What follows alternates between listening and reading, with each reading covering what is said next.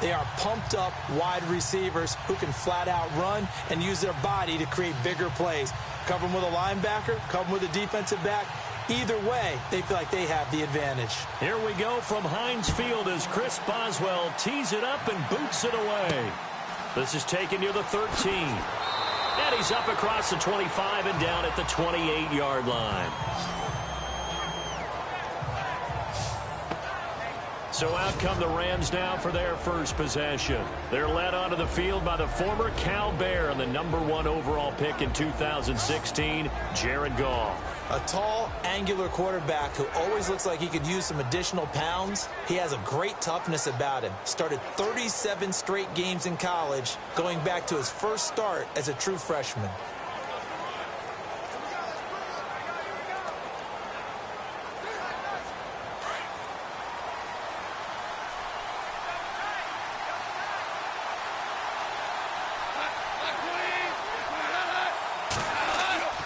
Now a play fake here on first down. And his throw is incomplete. Gerald Everett is tight end, the intended receiver. And it's second down. And the Buffet boys, the O-line. Hopefully they're ready today. Listen, you got to feed them first. But if you do, you usually get a great product out on the field. And when they play well, the quarterback can't wait to feed them afterwards.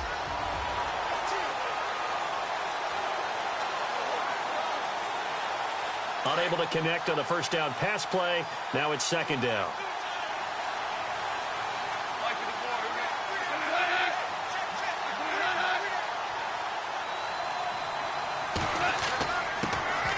Here's the first carry now for Todd Gurley. They'll only get a couple up to about the 30.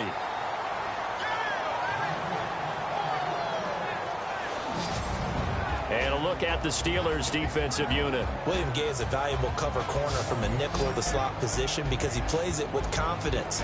He knows that things are going to happen fast in there against the quicker receivers of the NFL. And he also knows he has to stay focused because there's so much traffic swirling around them.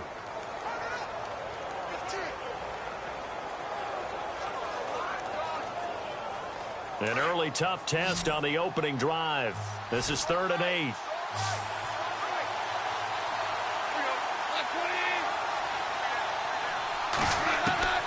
Out of the gun, Goff. Sideline throw, it's complete. And a nice job there of keeping the toes inbounds. Just a 5-yard pickup, and it leads to 4th down.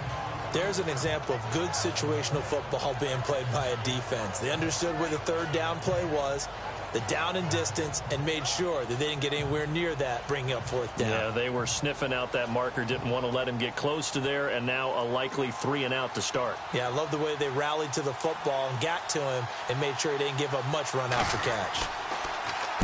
And he gets this away, and look at this. This is a good one. And a bit of a mistake there. This is well into the end zone for a touchback. So out come the Steelers now for their first drive.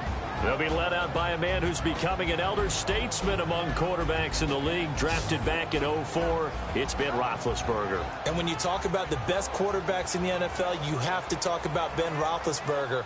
And he's used to competition.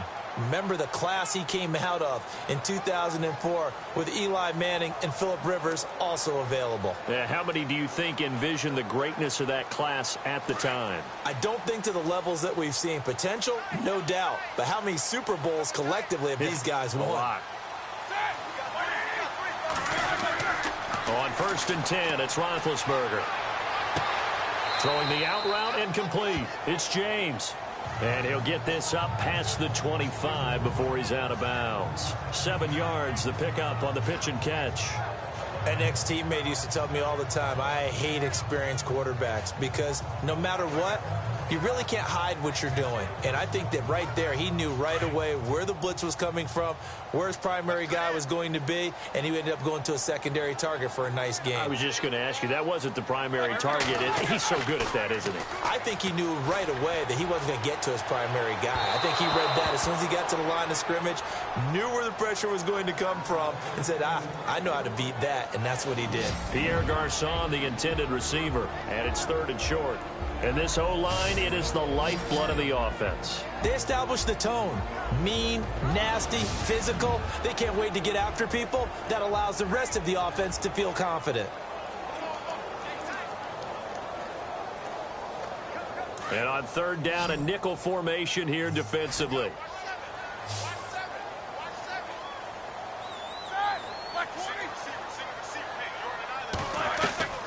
Out of the gun, it's Roethlisberger. Over the middle, complete. It's James. And he'll get it down deep into Los Angeles territory. A big play there on the catch and run. 54 yards. Just the first quarter, but tackling going to be so important going forward. They've got to limit plays like that. And that's something when you see it happen early in the game and they don't get him on the ground, you can always tell that they were concerned about it going in. Because I can just tell you from my days, I remember being in college and worrying all off-season about our season open opponent, and they had a receiver that could shake and bake with the best of them. I tackled him on the first pass of the game, and the relief was incredible. Ended up having a pretty decent ball game. But if I'd missed him, it would have been a different story. Long night.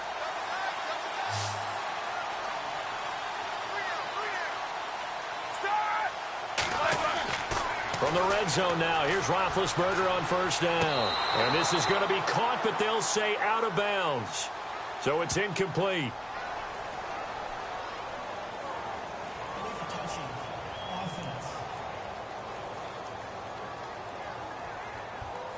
So this will be accepted as it moves the offense backwards.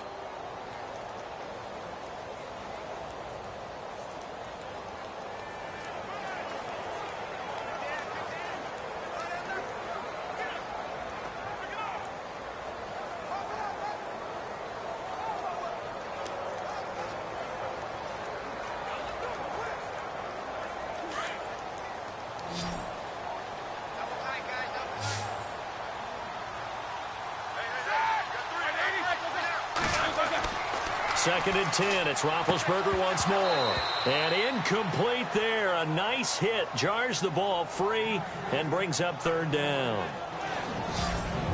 The starters on defense here for Los Angeles. I got a kick out of talking last year with Aaron Donald about how when he came out of college, many NFL teams thought he might be undersized to play defensive tackle.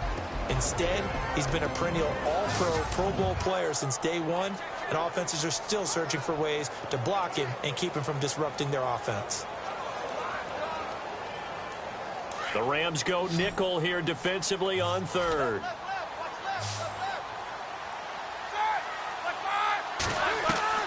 Ben to throw again. And it falls incomplete after almost being intercepted. A pick there would have been great. The good news for the defense now, it's fourth down. I think that was a good job there defensively. They did allow them to drive all the way downfield, but once they got their backs to the goal line, they really turned up the pressure. Yeah, they let them get all the way down here. Now the field shrinks. They've struggled to convert, and that last incompletion brings up fourth.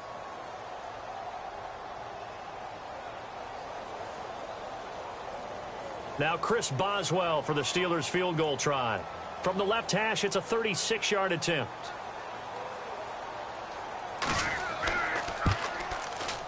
And Boswell's kick is good.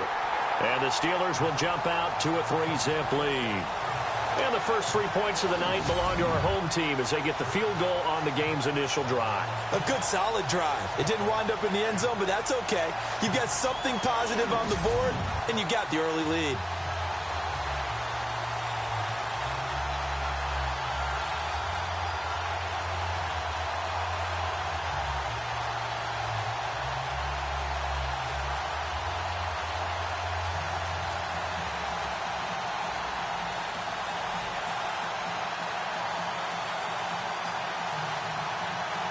After the successful field goal try, here's Boswell to send it away. This is taken near the 13. And good starting field position. He'll get this one all the way up to about the 35-yard line. So now here are the Rams as their offense comes back out. And they'll certainly be trying to do better than that first drive where they went 3 and out.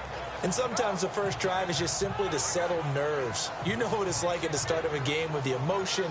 Guys a little bit jumpy. But you do. Oh, you understand the same way. It's just like us calling one, right? Making sure we ease into the game, let it come to us. Well, you went 3 and out. And now they have that opportunity.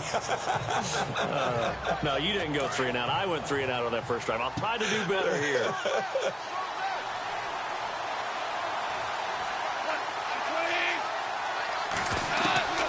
On first down, it's gone. Quick hitter here, it's complete. 7 yards, the pickup on the pitch and catch. I think defensively you're okay with that. Here in the first quarter, he's going to get some catches, but they rallied to him quickly. And that's what you count on, and I like what you just said. First quarter, can you do it all game long? They catch it, you tackle them, they go down on the spot. Because when you're able to do that and you don't give up big chunks of yardage after the catch, now you put the offense in a position where every series they have to work hard to pick up first downs, and you tend to stall them out when you do that. And the open receiver, it's Robert Woods. That one goes for 24 yards. When I watched Jared Goff on tape at Cal, I saw a guy who wasn't just a dart thrower. You know, a lot of people said, he's perfect for the West Coast offense. I always thought he could do a little bit more, and that was the reason why. He can push it downfield. He has a good, strong arm.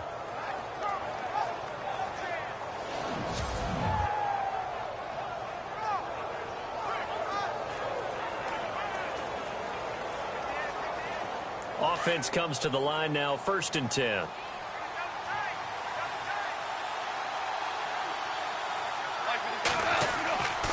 Goff turns and gives to Gurley. And that play is blown up, losing yardage back at the 35.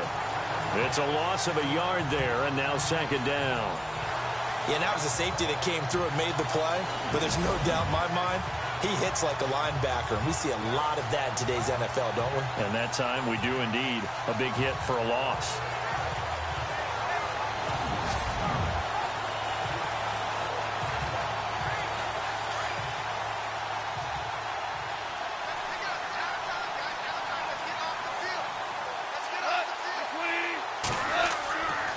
Now on 2nd down, this is Gurley.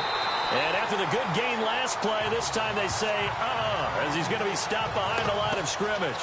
Call it a loss of 2 on the play. And that'll make it 3rd and 13. The evaluation process in today's NFL does not take into account as much bulk as it does speed. And that's what we're seeing with the linebacker position.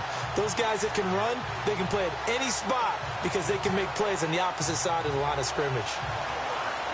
So 1st and 2nd down went in the wrong direction. They'll try to do better here on 3rd and 13.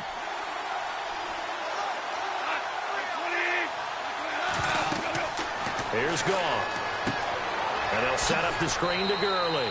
Only 2 on the screen pass there, and it'll be 4th down. In order for a screen pass to break big, a lot of things have to come together and be well executed. But all it takes is one small thing to go wrong and keep it from being a big gain.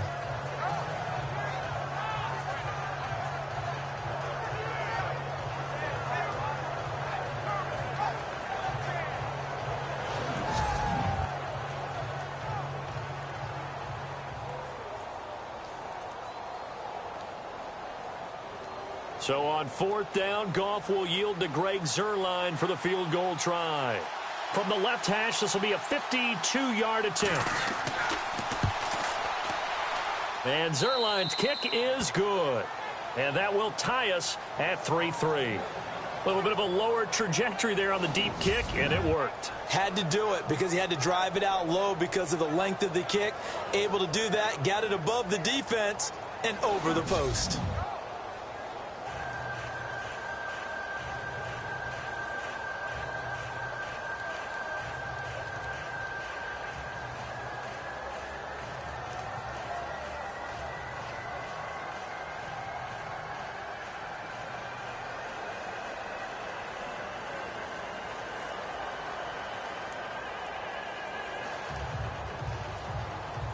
So we're right back where we started, all even as the kick's away. And And this will be a touchback as that sails over the end line. Out comes the Steeler offense now, ready to see what they can do here. And after the field goal last time, we'll see what they can get here. At least they got points out of the last drive, Charles. I never met an offensive coach that didn't want to drive to end with a kick. Most of them wanted to end with a PAT, right? In this case, a field goal, they'll take it. Way better than the alternative, which is a punt. Yeah, but you met fan bases that wanted that, that weren't happy with that field goal. I haven't met a fan base yet that wants to drive to end with a kick other than the extra point. That's it.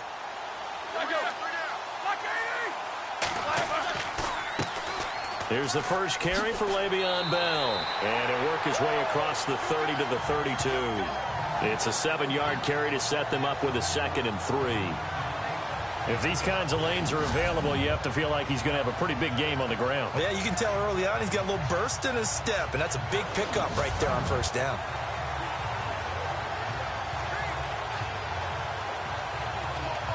And after the play on the ground, that brings up 2nd down here.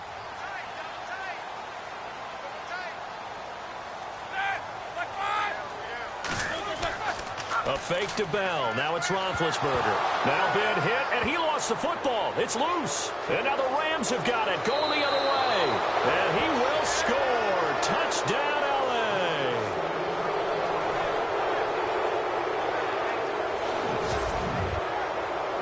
And give some kudos to the defensive coordinator, I think, here. They bring the blitz, they dial it up, and it turns into 6 points for them. It's so nice to hear you actually give kudos to the defense. It is so nice. You're such an offensive guy like that. I love it. He dialed things up, and boy, a big play resulted for his guys. Well, you like the credit to the defense there, right, my friend? Yeah, do I ever?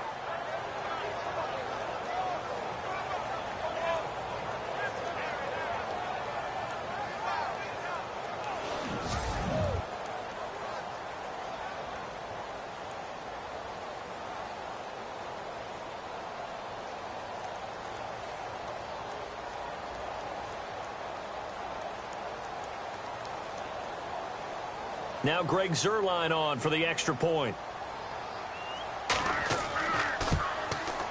And it is up. And it's good. That'll make our score 10-3 now. The scoop and score, always an exciting play in football, and we witnessed it there. Grabbing it off the ground and then rumbling it into the end zone for 6.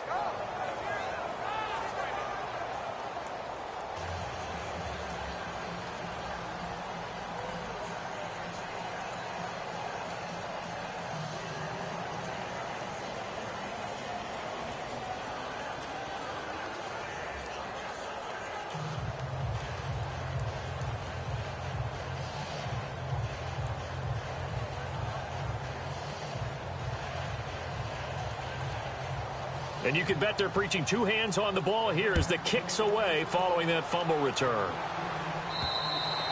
And that'll carry over the back line of the end zone for a touchback. Pittsburgh's offense now heading back out onto the field. It's been an awfully slow start for them. This is their 3rd possession. They don't have a first down yet. So that means they have to change up what they're doing, and for some teams, it's a change in tempo, usually moving it to more up-tempo type of an offense just to try and change their fortunes right now. What they've been doing so far isn't working. Maybe they'll do that.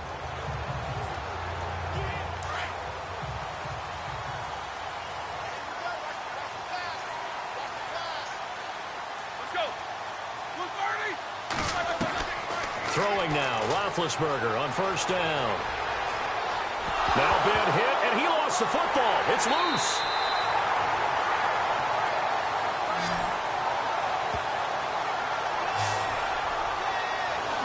On plays like this where the ball comes free, it's often unusual for the team that lost it to get it back because this is the quarterback. The ball gets away from him. Everyone else is trying to execute what they're supposed to do on offense. They're usually looking in the other direction, downfield, or have moved away from him. In this case, though, a teammate is able to come up with the ball.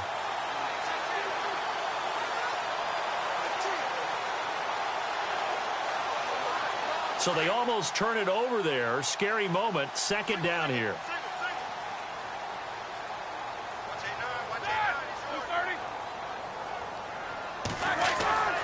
Roethlisberger will throw. And he's able to get up here to the 26. Call it a pickup of 7, and that'll lead here to a 3rd down.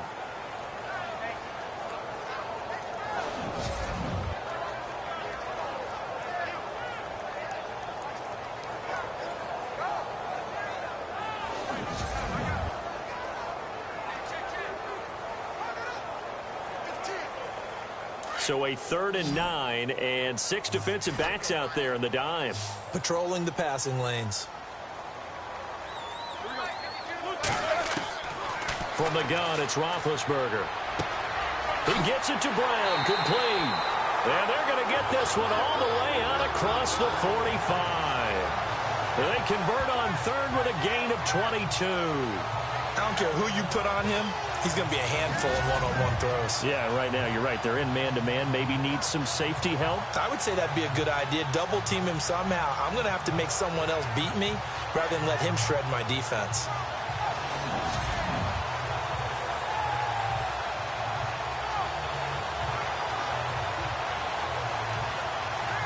So the offense has it 1st and 10.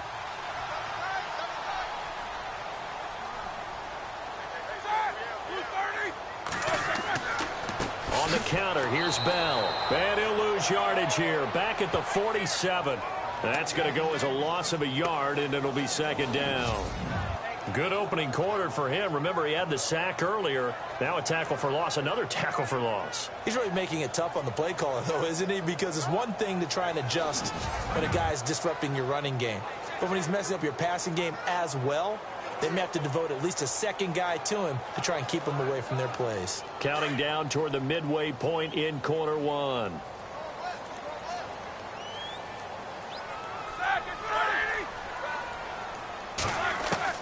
On 2nd down, Roethlisberger. And on the left sideline, he caught it, but out of bounds, according to the head linesman. Incomplete, so the ball a little late getting there, and it's 3rd down. Out routes are always timing routes.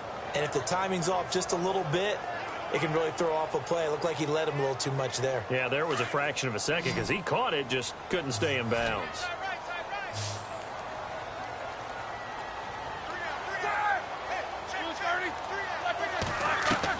On 3rd down, Roethlisberger. And the Rams got him. They bring him down. Aaron Donald with a big-time sack on 3rd down. And it'll be a loss of 7. I'm starting to feel for that quarterback back there. I mean, you know me. Normally, don't have a lot of empathy for the QB, right? In this case, definitely. He's been on constant duress this entire game. I don't know how he's surviving back there. And to think, there's still a long way to go in this football game. On 4th down, here comes the Steeler punter Jordan Berry to kick it away. Deep for the Rams, Tavon Austin.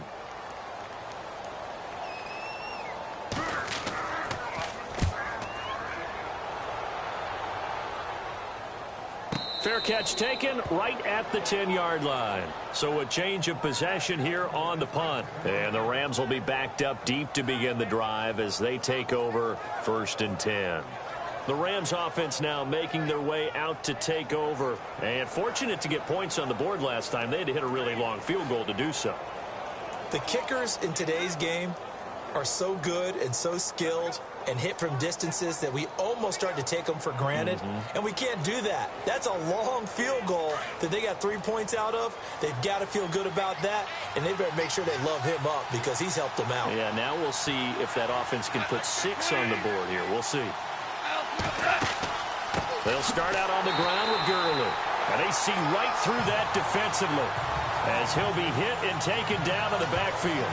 They'll wind up losing 3 yards here, and it'll bring up a 2nd and 13. Normally that's not the down and distance that you call a draw play. You usually want to wait the 2nd or 3rd down with a definite passing situation before that play is dialed up.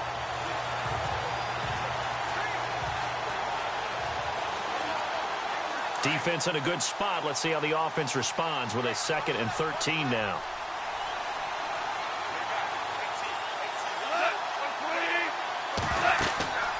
Another carry now for Gurley. They'll get 4 on 2nd down, but it leaves them with 3rd and still 9 to go.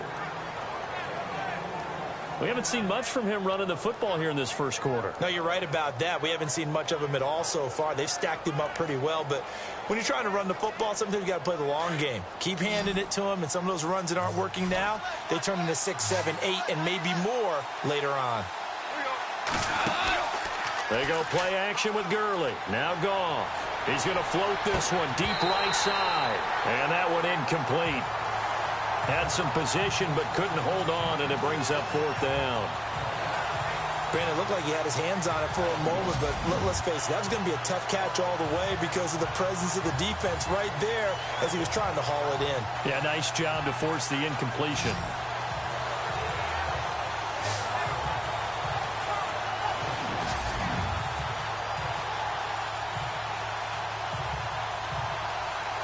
Here's Johnny Hacker now, standing about a yard deep in his own end zone.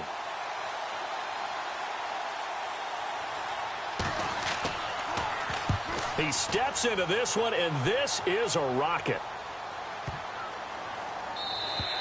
And this one hits at the 3 and then bounds into the end zone for a touchback.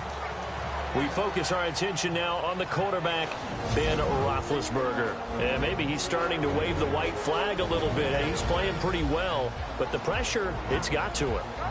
Has to find a way to step around it, step through it, or just handle it. Because, as you mentioned, he's having a pretty good day overall. Just the hits keep coming and taking those sacks. That's not the way that they want to finish a ball game with their quarterback on the ground so much. He'd like to stay upright. When he's been upright, he's been pretty good.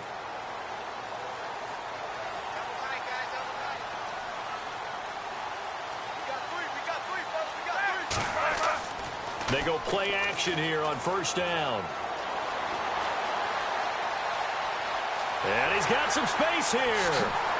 And they're able to get this one across the 35. Pittsburgh getting 16 yards there and also a 1st down.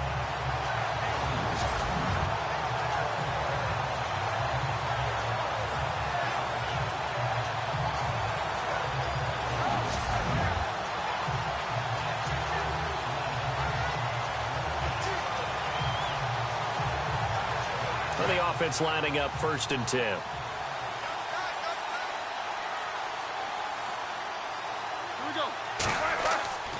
Now Roethlisberger going to hand to Bell. And unable to get downhill there as he'll take this up to about the 37.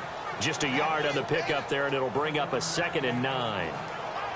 Nice job by that defensive front there to hold him to a short gain on 1st down.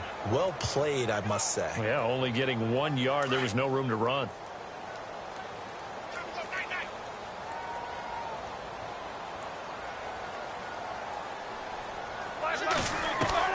On 2nd down, here's Roethlisberger. Caught here by Bell. And he'll be out of bounds after getting this one across the 40. A gain of 4 on the play, and they're going to face a 3rd down. I know most of the time when the ball's in the air, you're thinking wide receiver, tight end, but running backs, they can be a big part of any passing offense nowadays.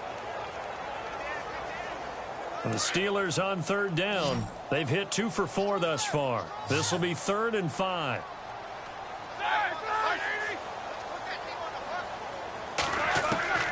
From the shotgun, it's Roethlisberger. He's going deep for Brown.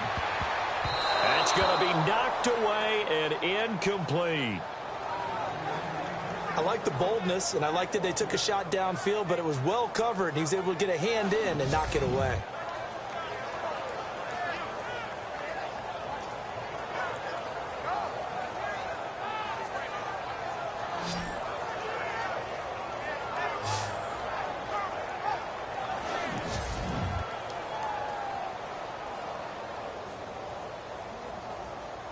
Here's Jordan Berry now as he'll punt it away for the 2nd time.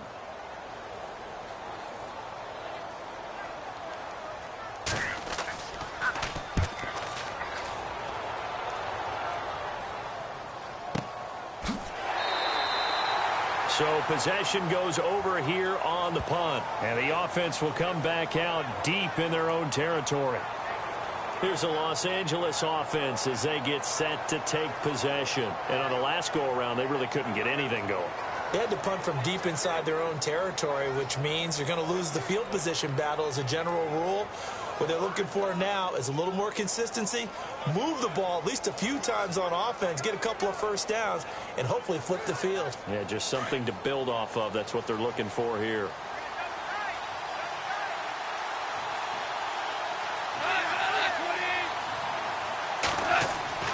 A play fake to Gurley. Now Goff. His throw incomplete. Let's face it, perfection is something we all chase, whether it's playing this game or whatever we do. Hard to attain, but that's what they were searching for as that pass goes incomplete. Second down following the incompletion.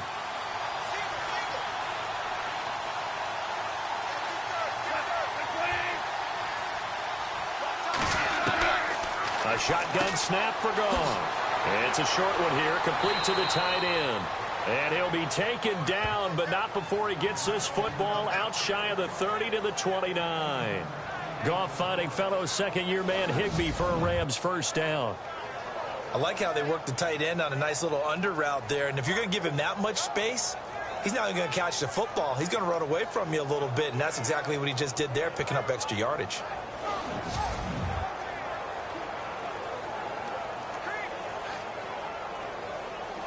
First down and 10 now for the offensive group.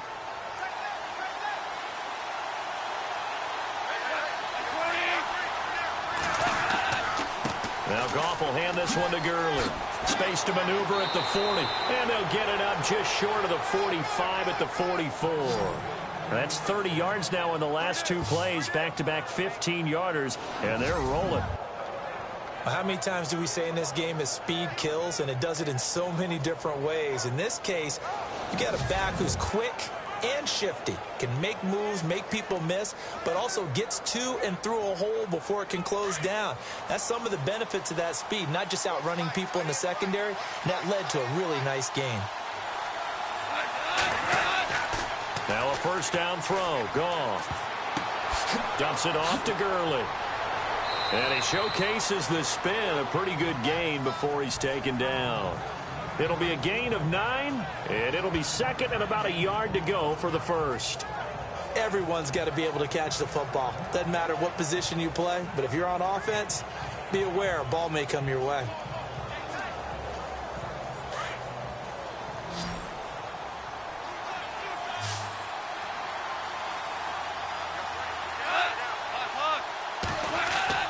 Now it's Goff off the bootleg. And his throw's going to be incomplete. He was looking for Todd Gurley, and it's third and short. Let's phrase this delicately, okay?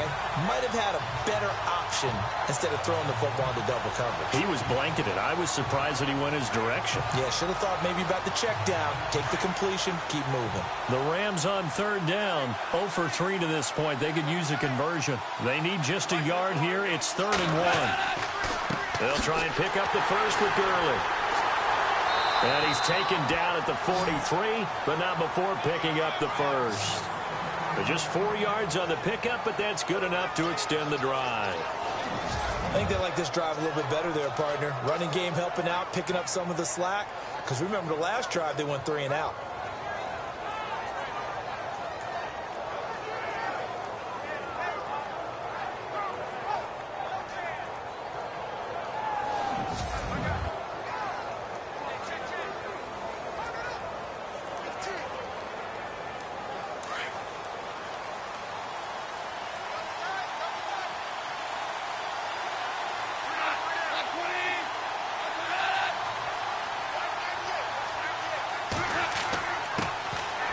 They'll run it now with Dunbar. And he'll be brought down at about the 42. Credit him with a 1-yard gain there to make it 2nd and 9. Well, if the coaching staff's doing a good job upstairs, they'll file away what they just saw from the defense right there. They sold out to stop that running play.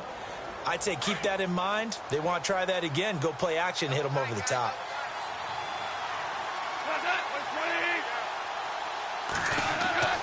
They'll fake the handoff. Now Goff.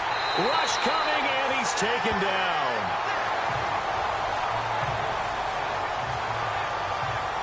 Well, that play was the very definition of fast, quick, and in a hurry. Suddenly, he was there. In a blink of an eye, that happened fast and a big sack.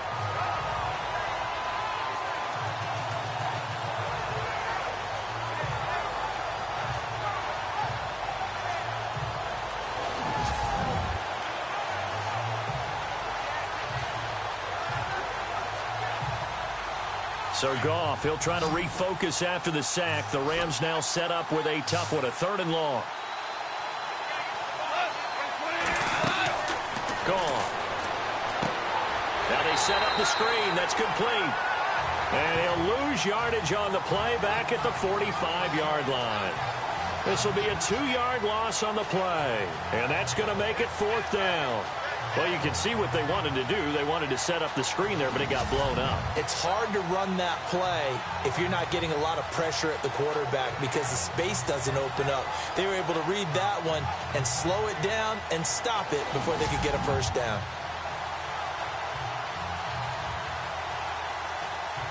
Here's Johnny Hacker now as he's on to punt for L.A.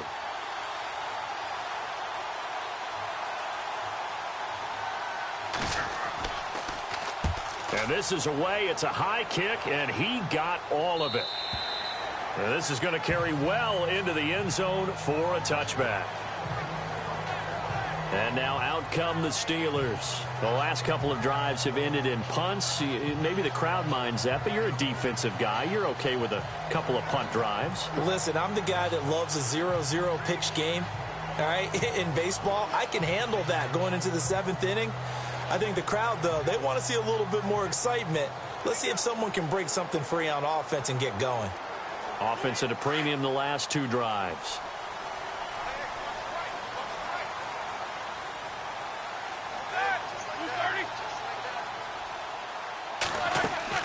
They'll start the drive with a carry by Bell.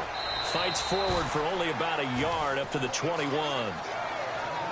That was a really nice play, able to stack that one up. When they get back in the huddle, he's got to tell his guys up front, great job. They kept people off of him, allowed him to run free and make the hit on the runner. Filled the gap nicely, kept him to just a 1-yard gain.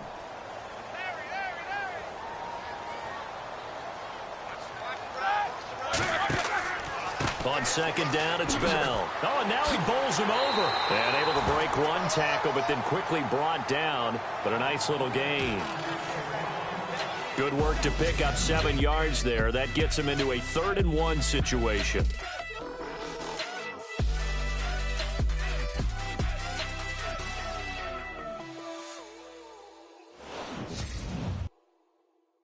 The NFL on EA Sports is fueled by Gatorade, the sports fuel company. Back with Charles Davis, Brandon Gaudin. It's Steeler football to begin quarter number 2. They've got a 3rd down and a yard to start things out.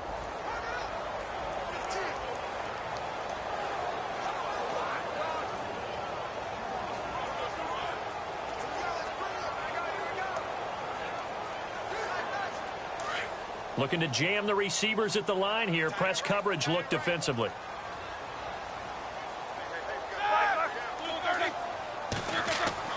On 3rd and 1, it's Roethlisberger. And he'll avoid the tackle there with a slide. And they pick up the 1st down there with a gain of 4.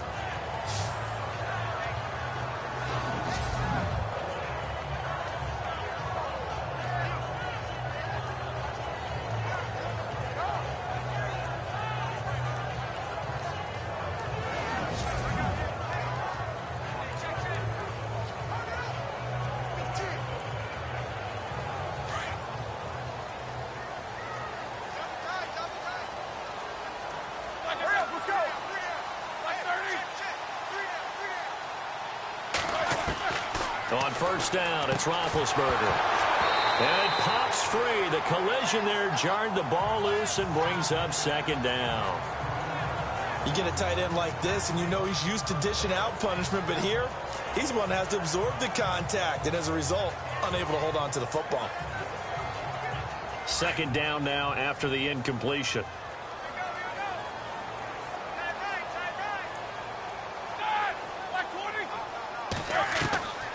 Here's Roethlisberger.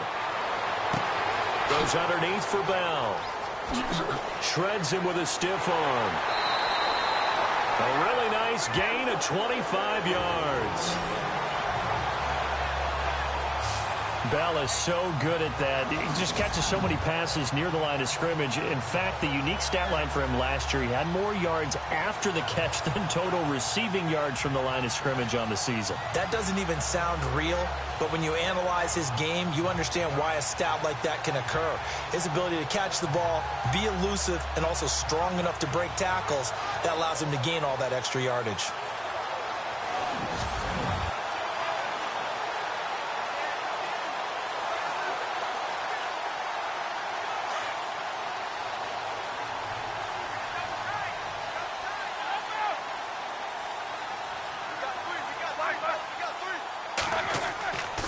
They'll go back to the ground with Bell. And he got blown up. Losing yardage on the play back at the 44. It's a loss of a yard there, and now second down. Well, add that play to his resume, Real, because he went to the Pro Bowl last year. That's how you go to the Pro Bowl. You make plays like that, big-time penetration, and throw people for losses.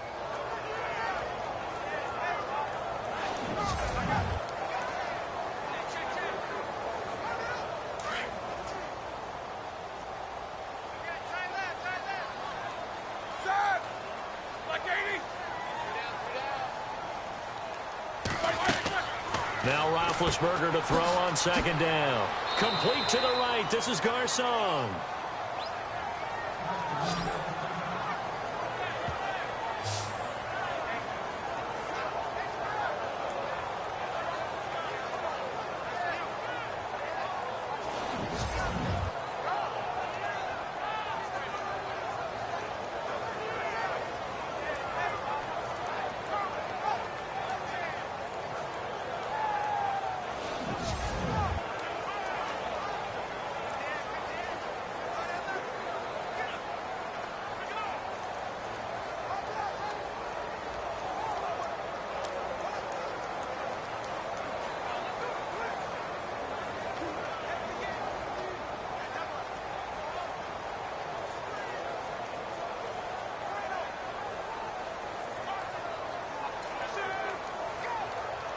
The Steelers on third down. They've hit it 50%, 3 of 6 to this point. This is 3rd and 11.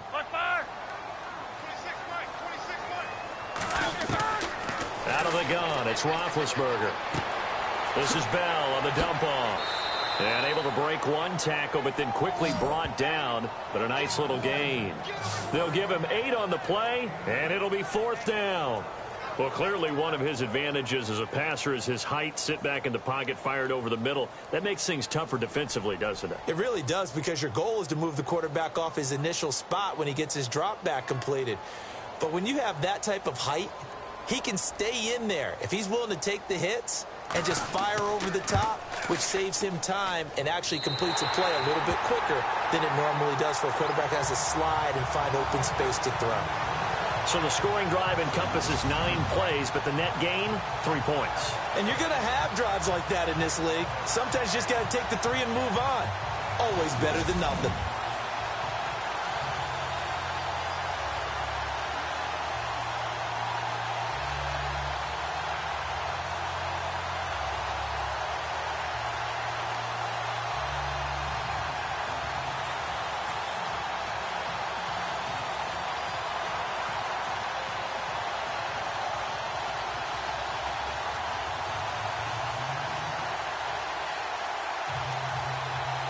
After the successful field goal try, here's Boswell to send it away. This will be taken to the back of the end zone. And no thought to bring this one out. He'll just go down to a knee, and they'll take over at the 25.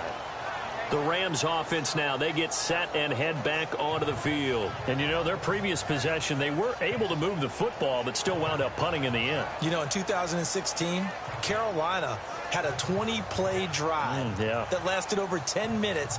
And remember how it ended? In a punt. Yeah, I mean, how does that happen? You just don't see that happen every day. And this one maybe not quite that bad, but still, you'd like to have a chance for points if you hold the football that long. Agreed.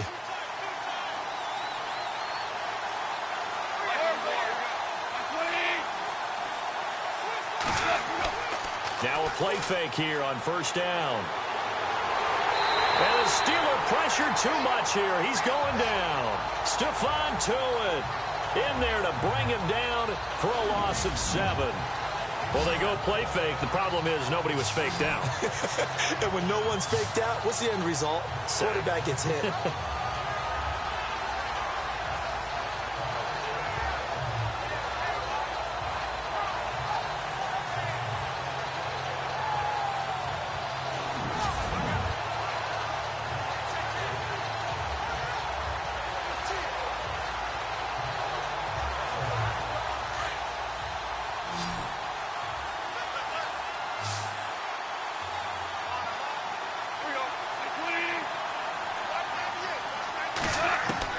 On second down, here's Goff.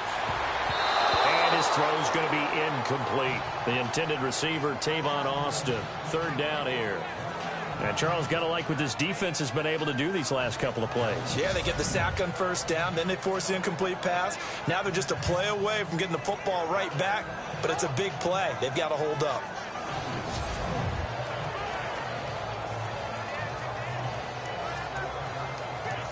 The Rams on third down, just 1 for 5 to this point. This is 3rd and 17. Play action. It's Goff. Into a double team, and it's intercepted. Picked off by Ross Cockrell.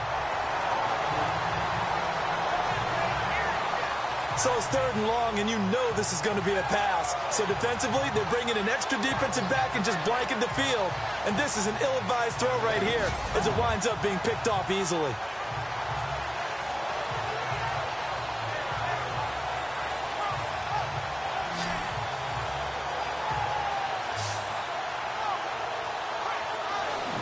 Now let's discuss Antonio Brown as he heads back out there now. With them losing here in the second quarter and his limited productivity so far, you'd have to think they're going to try to look to him a little bit more, right? I would guess you would start to see maybe some quick screens, some hitches, anything to get the ball in his hands quickly and let him try and do some damage after the catch. Or maybe just flip some formations and keep him isolated where it's more of a one-on-one route and get the ball to him. I say just 4 verts, right? Hey, why not? 4 verts, one of the best routes in football. Hard to cover each guy all the way along the route. So far, just 1 catch for him. Now a first down carry by Bell. And a pretty big hole as he's down to about the 40. A solid run on first down. Gain of 7 leaves him with a 2nd and 3. Even though they gave up more than they wanted to on that play, it actually illustrates how well they bottled him up throughout the game because that was his longest run of this contest.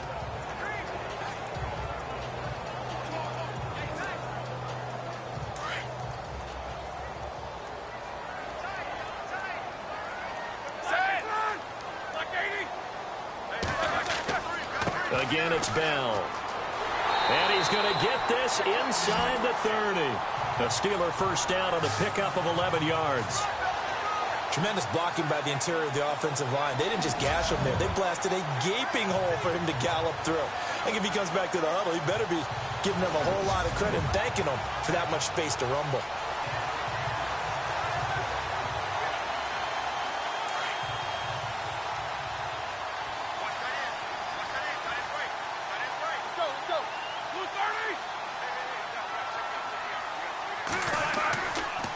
Roethlisberger with a give to Bell. And only able to muster a couple down to about the 27. Well, he was looking for some running room, and there wasn't a whole lot of it there on that play. I think he was lucky to get a couple of yards out of it because those defenders, they were rallying to the football pretty quickly.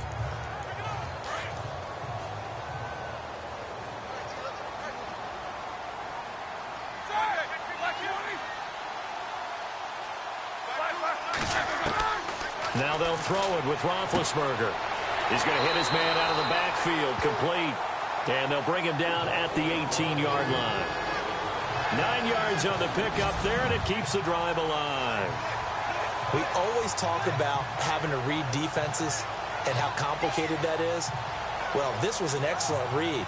Read the pressure and got rid of the football before it even got to him for a nice game. And when they're blitzing like that, running back usually a good spot to go with the football? Without a doubt, because he's right in your sight line or he's near you. So you're able to just get it to him easily. And once he gets in space, that's usually a good matchup for him.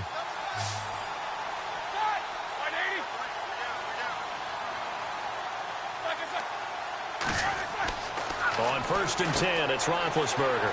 And he will find his man on the outside. After the broken tackle, couldn't get free for much space, taken down right at the 10. A good pickup there, 8 yards on the first down completion.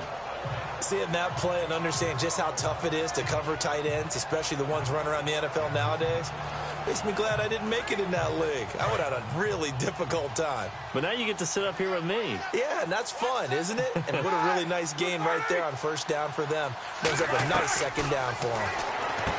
Now Roethlisberger. This will be caught at about the 5. 7 yards on the pickup there, and now they've got it first and goal. Great mix of play calling so far. 3 runs, 3 passes. All 3 passes have been completions. First and goal. I think on defense now, you have to almost take a chance. Rely on your scouting. Pick a play you think they would run here and just load up for it and see what happens.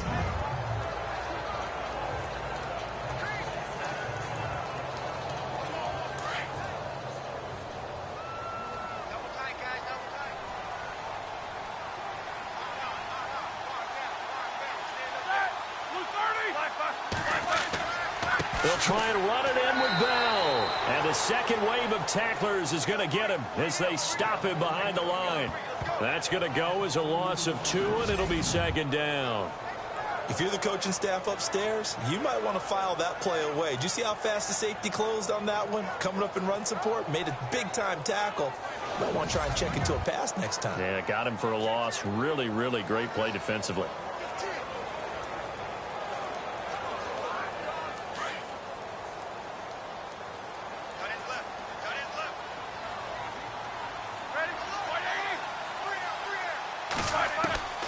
Now Roethlisberger to throw. And caught in the end zone. Touchdown, Steelers. Pierre Garçon, a 5-yard touchdown. And the Steelers are able to strike for 6. I wonder if he changed anything on his play sheet or they just executed better. Because they had 2 previous drives that ended in field goals. Before this one, they finally were able to put into the end zone. Well, whatever he did, speaking of the offensive coordinator, might be using that formula going forward. It worked there. Yeah, it worked very well. He and his field general in pretty good sync right now. They're starting to move the ball well. And he'll bang that one through. So that drive goes 8 plays, and it ends with a Pittsburgh touchdown.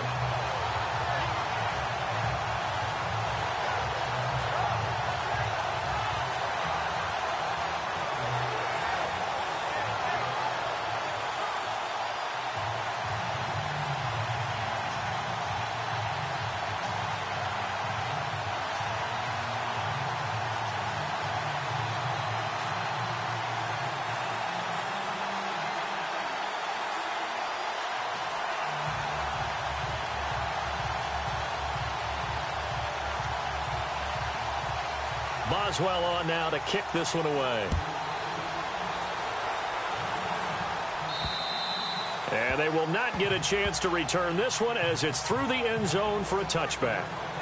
Here again comes the captain of this offense leading his crew back out there now. He's likely still kicking himself from the interception last drive that wound up leading to a go-ahead score. And he's going to assume all that came with that one, all right? That's all on him.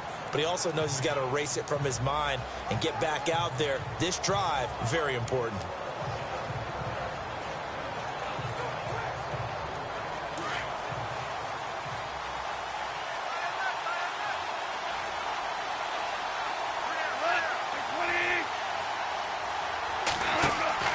They'll try and start the drive with Gurley. And he'll go down right at the 30-yard line. 5 yards is the tally on first down. That brings up 2nd and 5. He hadn't had a ton of success here so far, but you get the feeling that he might be on the verge of popping one. Yeah, even on that one, there was a little bit of a hole, but it closed there quickly at the end.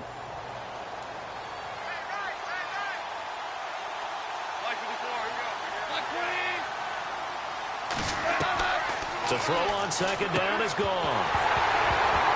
And the hit jarred it loose. It's incomplete. It's a lot of contact going on there, and in the end, unable to keep 2 hands on the football and bring it into his body. Everything looked pretty good until the finish. The Rams on 3rd down. They've had their troubles, just 1 for 6. This will be 3rd and 5.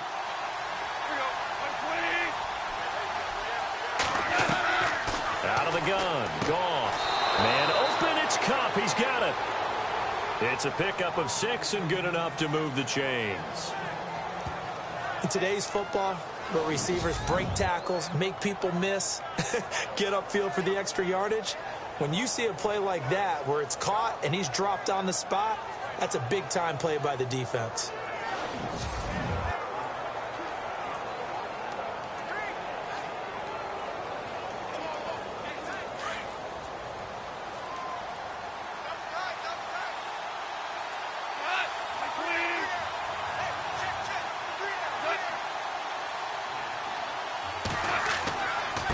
first down, it's Gurley. And hard running's going to get him over the 40 to the 42. 5 yards on the carry. Good pickup on first down. Partner, I think from our experience together, we have learned that most offensive coordinators are going to tell you, if I'm going to run the football on first down, I've got to get at least 4 yards. They got 5 here. They've got to feel pretty good about that one.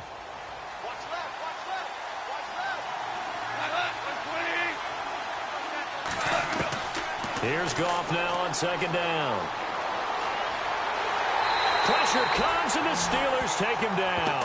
Cameron Hayward in there to bring him down for a loss of 7. I'm starting to feel for that quarterback back there. I mean, you know me.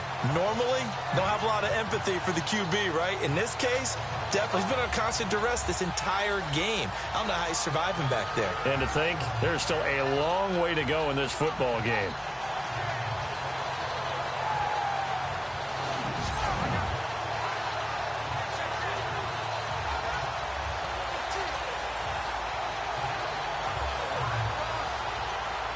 So Goff, he'll try to refocus after the sack. The Rams now set up with a tough one, a 3rd and long. Now Goff. He'll try and set up the screen. It's complete. And he'll get up near the 45. They'll spot it at the 44. The screen does get him 9, but it also brings up a 4th down. They dialed up the screen pass on 3rd down, and for a second it looked like it was all going to come together, and they had a chance to pick up a first down, but the defense got there and finished it off. Here's Johnny Hekker now. He's been terrific so far.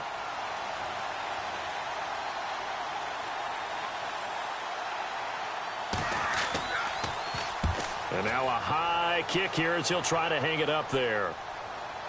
Now fair catch is called for and taken at the, we'll call it the 37-yard line. It'll go as just a 15-yard punt. And the Steelers will go on offense here, 1st and 10. Getting set to go again, Ben Roethlisberger marches onto the field. And he had the touchdown on the last drive, also 4 for 4. Very, very effective. What does he need to do to translate that forward into this drive? Not think that what he saw in coverages last time is exactly what he's going to get again. He's got to play ahead and start thinking to himself, okay, we just did that. What are they going to take away now? What do we go to as a counter, and continue to encourage his offensive line to continue to give him time. They were really good on the last drive. Now Bell, and now running right through it. That is not going to be any help as they dump him behind the line of scrimmage. That'll go as a loss of 5, and it'll make this a 2nd and long.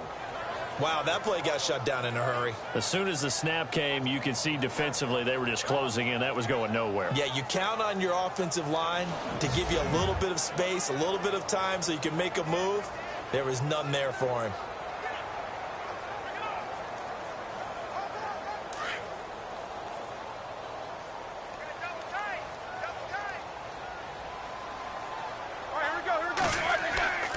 They'll go again with Bell. And he'll get this up only to about the 33. Only 2 yards on the pickup there, and now they're looking at a long 3rd down. Partner, we know today's NFL is really built around the guy throwing the football. But these short runs, they still pay dividends because they can take their toll on a defense, and they can add up as the game goes along. You control the clock, you control the ball, and that way you often control the game. And the Steelers on 3rd down, 3 for 7 so far in this game. This is 3rd and 14. To throw here, Roethlisberger. And incomplete. The contact made the ball roam free and brings up 4th down. But no second guessing the call here. It was 3rd and long, so throwing the football was probably the smart play to try and pick it up. But they don't get it, and now the defense goes off the field feeling pretty good about themselves, gaining some momentum as they force them into a likely punting situation.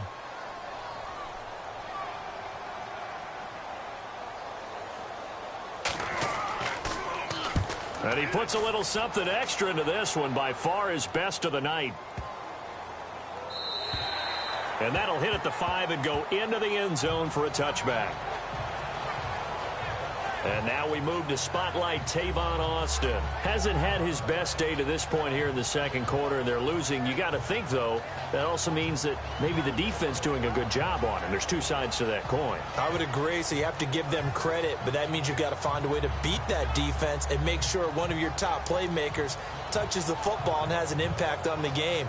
Change formations, change where he lines up, put him in motion. Anything possible to shake him free. Maybe that greater impact comes here on this drive.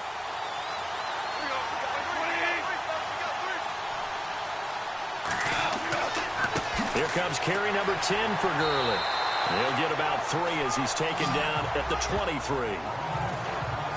Doesn't matter who you're rooting for in this game. The effort of the man with the football, getting away from one and trying to turn forward and get some yardage, I really liked what he did there.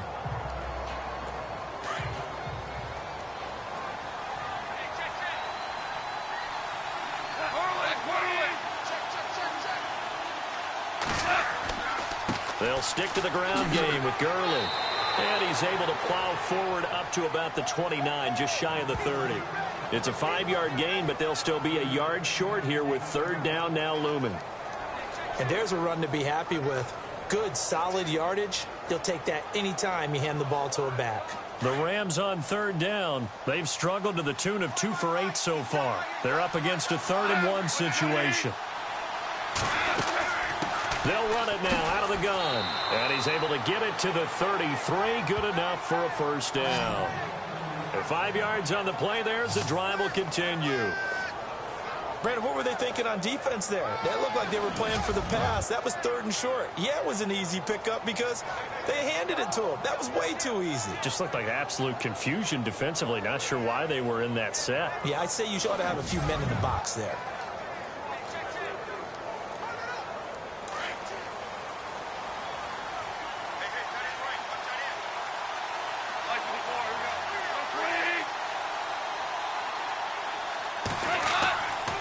Now a handoff for Gurley. Looking to find a lane, but he can't. Reined in at the line of scrimmage. No gain on the play. It'll be 2nd down. Looked like he was trying to bounce it outside, but no success. Yeah, sometimes you got to just figure out where you're going to go, and sometimes you just have to take it to another spot. In trying to get it outside, the defensive pursuit was there and just ran him down.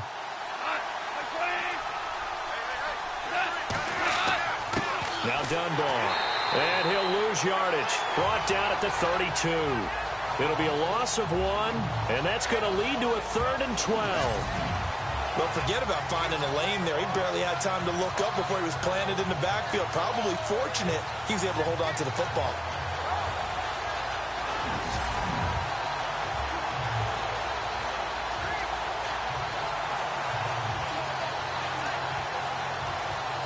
The Steelers insert their nickel defense on 3rd down. Yeah, they add a DB.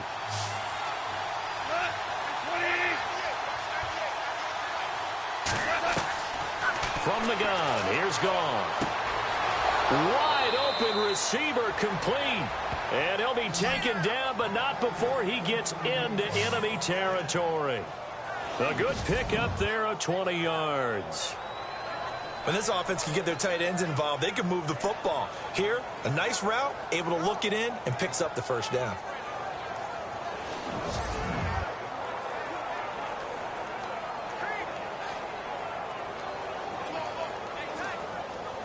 They don't need to run another play here before the 2-minute warning. Let's see if they do it anyway.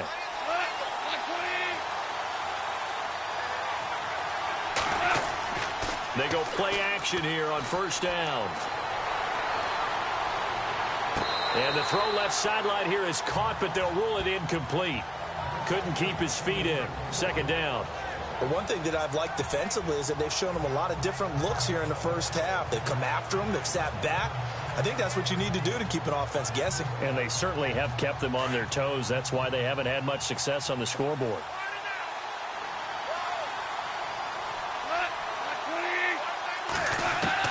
Second and 10. Goff again. He's going to leave this for his running back. It's complete.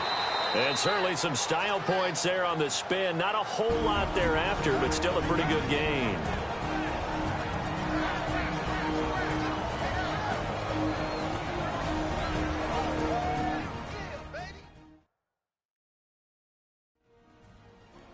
Coming up at halftime in a little less than 2 minutes, we'll send you to Orlando where Larry Ridley is standing by. He'll have highlights and analysis of this first half. The Rams on third down. They're right at about the league average, 40%, 4 for 10. They need just a yard here. It's 3rd and 1. Again, Goff. And they'll set up the screen to Gurley. Oh, and now he bowls him over. And a look now at Goff as he remains down and shaken up apparently. We'll check on his status when we get back.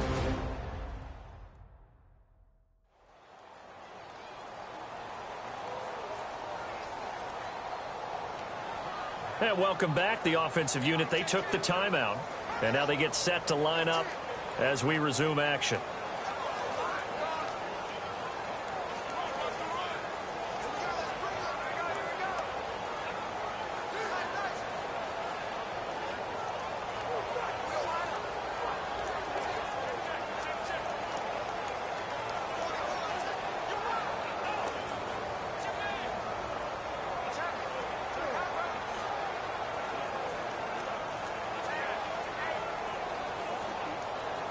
So here we go, 1st and 10 now.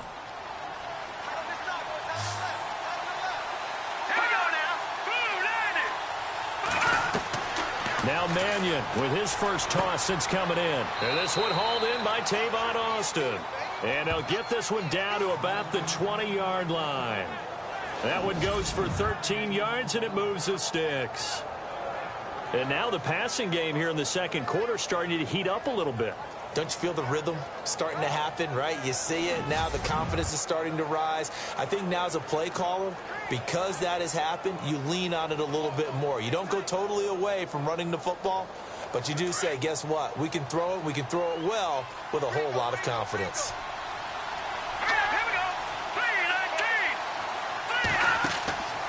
They'll run it now out of the gun.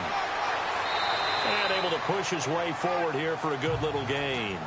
It's a 6-yard pickup, and it gets him to 2nd and 4. And when you get good yardage like that on first down, it really does a whole lot of good for your entire offense. But I love the way he's finishing those runs. At the end of things, he's making sure he gets just a little bit extra. Now before this 2nd down play, we'll get whistles and a timeout, as they'll stop it with just over a minute to go before halftime.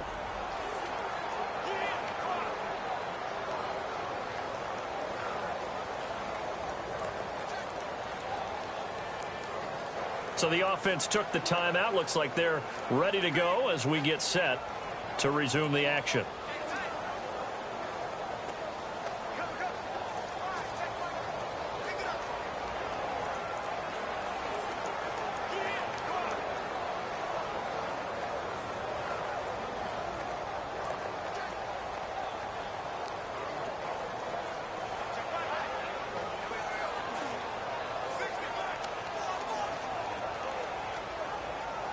Second down and 4. Looks like the defense in press coverage here.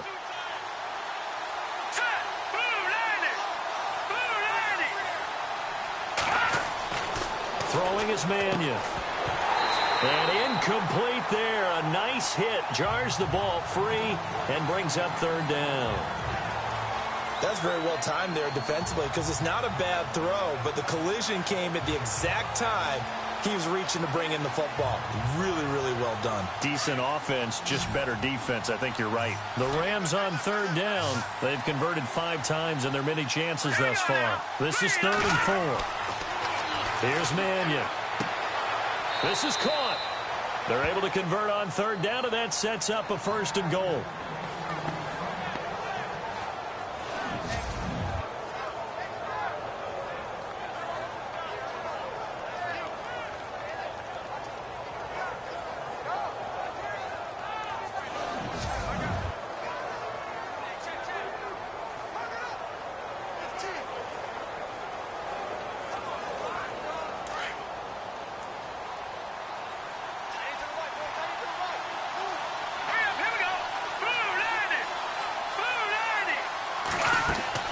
They'll try and push it in with Gurley. No dice this go around. He's hit behind the line and taken down. A loss of a full 3 yards, and now it's second down. Now a shotgun snap as they'll look to throw. That'll be incomplete as the clock will stop with 14 seconds remaining. Robert Woods, former USC man, the intended target, and it's third down. Now we got 3rd and goal coming up, and couldn't you imagine being in that huddle, partner? You know they're looking at each other saying, we can't come away with just 3 points after this drive. Yeah, they've covered a lot of ground. They want more than that 3.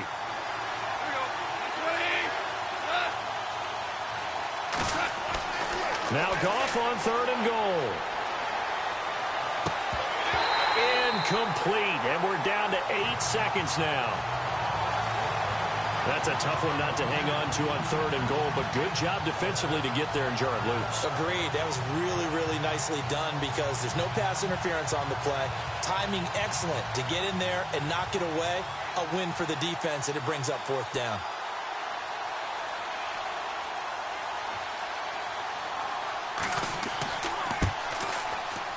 And Zuerlein's kick is good.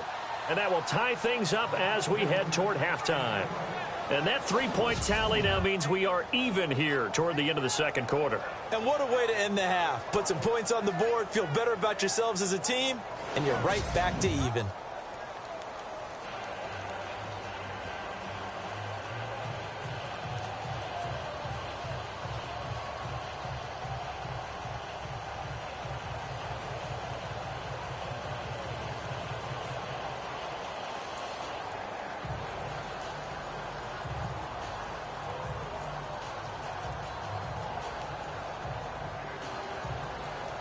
So a tie ball game here as the kick's away. On the return, Fitzgerald to Son. And they're going to start this drive in pretty good shape as they get it up past the 30.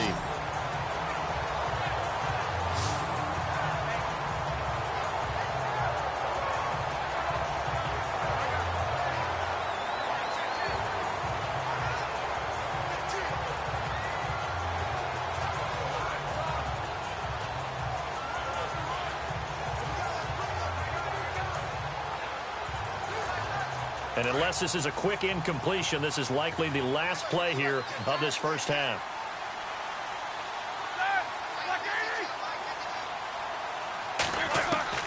Final play of the half. It's Roethlisberger. He's going to float this one deep right side. And that one falls incomplete. Looked like he might have had position there, but he couldn't hold on at its second down. Thanks, Brandon, and welcome to the EA Halftime Report. Let's take a look back at the first half. Right now, we've got a tie game, and that just means exciting football for us in the second half, as we'll have 2 teams playing 2 quarters to decide a winner. So let's take a look at the highlights from the first half. At the end of the first quarter, Williams is going to take down the QB here. This will go as a loss of 10.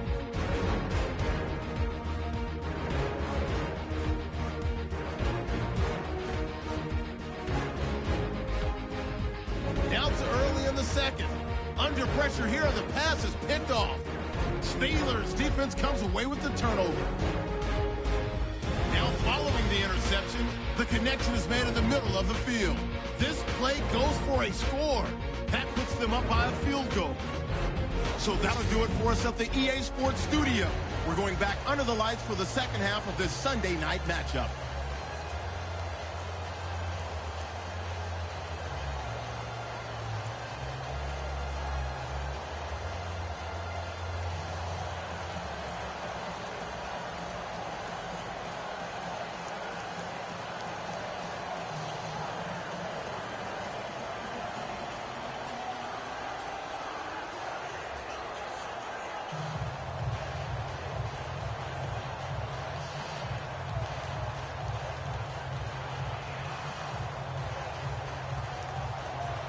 So both teams have their marching orders, and we'll get going again here in quarter number 3. Sammy Coates now to return it. And he'll take it past the 25 and up to the 28-yard line. The Steeler offense now with a football first here to begin the third quarter. They have a chance to break our tie here as we get a look at the first drive of quarter 3. And it's such a tone setter, isn't it? Because both sides trying to seize momentum to begin the half. What do they have dialed up that'll give them an advantage to move the ball downfield? Let's find out what they have dialed up.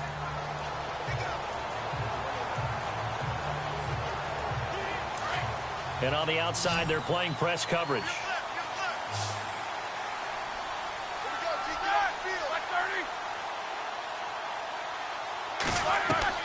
On first down, it's Roethlisberger. He finds some open field here. And he gets this one just shy of the 40. They'll mark him down at the 39. 12 yards that time at a Pittsburgh first.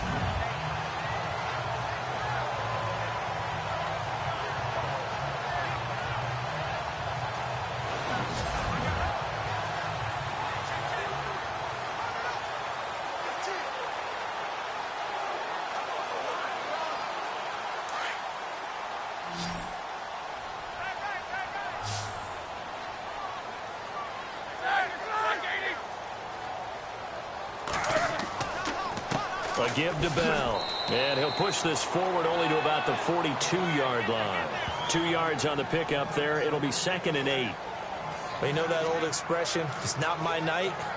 It hasn't been his so far. I don't know if the legs are a little bit heavy. Sometimes having to hang out all day and play doesn't exactly play to your advantage, but it's been a tough go for him. And every time he looks up, somebody's there defensively. That was the same case on that play.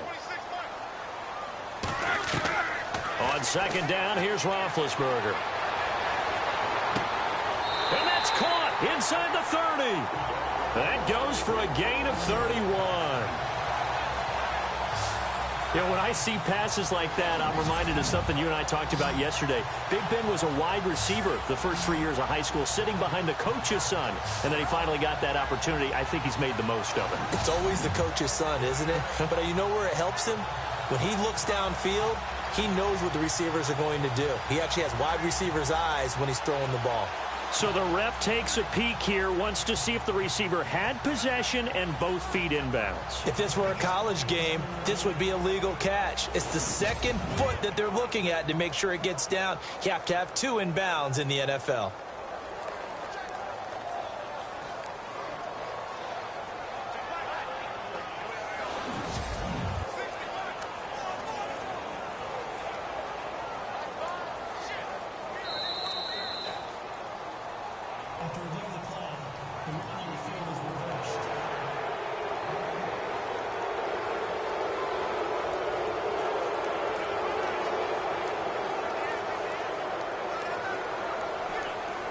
In need of a conversion on third down. They had the big play to start the drive. Not much sense.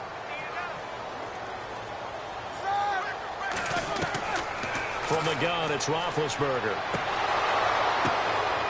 Into heavy traffic, and it's intercepted. Picked off by Mark Barron. And his guys are going to take over at their own 48-yard line. First possession of the third quarter, an interception, so maybe a second-half tone setter. Indeed, and not the tone they wanted to set. That's the equivalent of running out the wrong door and running into your pool instead of running out onto the field. A real dud for that one. Has that happened to you before? No, but I've heard stories about teams actually doing that back in the good old days. Now we take a glance at the offense as they work their way back out for their first possession of the second half. Their defense did its job, yielded no points. Now it's the offense's turn. And how much fun is that when you set things up to start a half and you just tell your guys, hey, if you can shut them down, get it back for our offense, we can roll. And they played out perfectly. Now, can the offense do what they wanted to do at the half, which is find those weaknesses and now attack them and score some points. And break this tie. After the interception, here's Goff. Throwing the out route incomplete. It's Austin.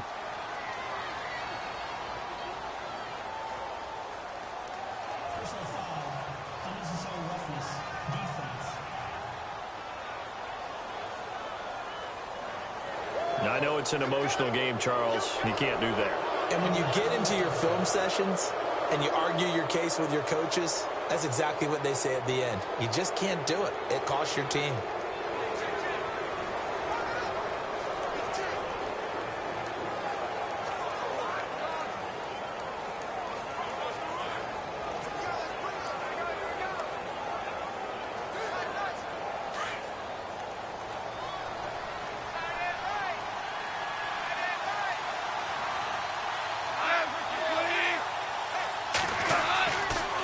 following the penalty. It's Gurley.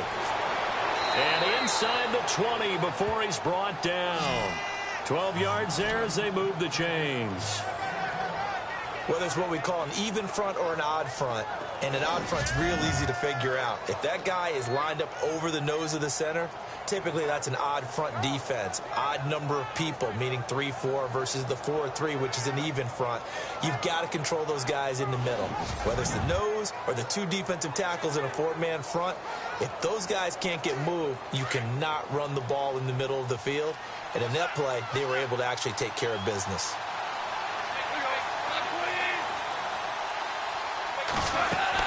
Gurley again here on first down. And he'll get this down only to the 18. Just a yard on the first down carry, so it's 2nd and 9.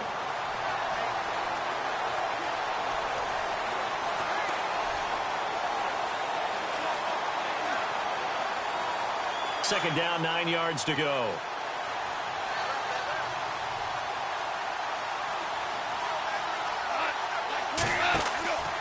Yet another carry here tonight for Gurley. Even with that broken tackle, he'll be brought down short of the 15. Back-to-back 1-yard runs here, so that leaves him with a 3rd down and 8.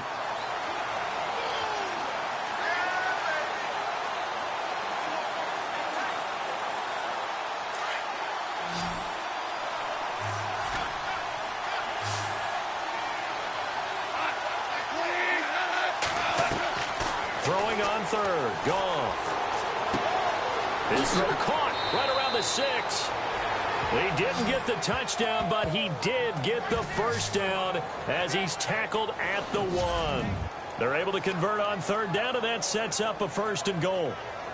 One thing I can say pretty safely, that route is not called if you don't have a guy who can throw the ball and put some mustard on it. Because if you're going to lollipop it in the middle of the field, bad things usually happen. It takes a strong-arm guy who can rifle it in there, and they were able to successfully complete that one. Looking to jam the receivers at the line here. Press coverage look defensively.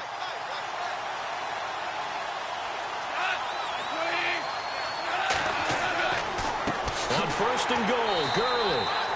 And this will result in him losing yardage. Back to the 3. It's a loss of 2 there, bringing up 2nd down.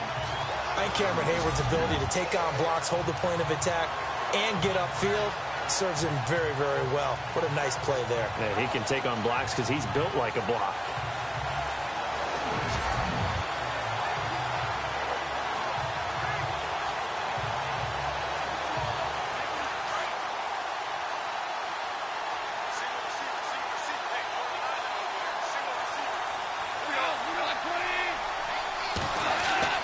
Back to throw, Goff. And this is caught. He's got it. Touchdown, L.A. Robert Woods from 3 yards out. And the Rams have taken the lead. And all about timing there on that short slant, Charles. Exactly right. That was timed up so well. The route, the throw, touchdown.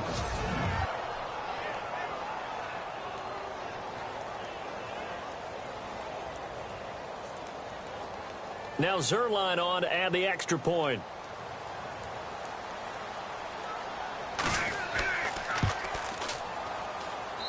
And they will take a 7-point lead now.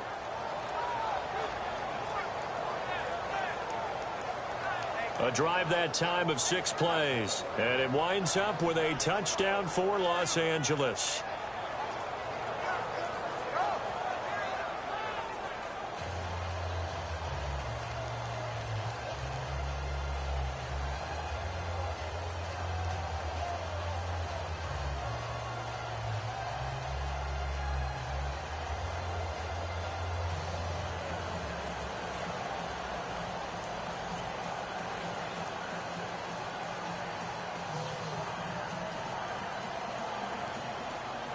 Zuerlein out now to kick this one away. Fairly short kick, taken at the 14 here. And a good return. He's across the 35-yard line, right around the 36. We focus our attention now on the quarterback, Ben Roethlisberger. And I guess the question, Charles, is what's the formula for keeping him better protected? Because as we see, the protection, it struggled. And normally what you get is renewed determination. When the big guy gets hit, that usually sparks people. Hey, we can't let this happen anymore. They take it personally. He's not supposed to be on the ground, but that hasn't been the case so far in this game. So maybe they've got to figure out how do they get rid of the ball faster to help out the offensive line so he doesn't get hit as much. And we'll see if they can keep him off the ground now going forward.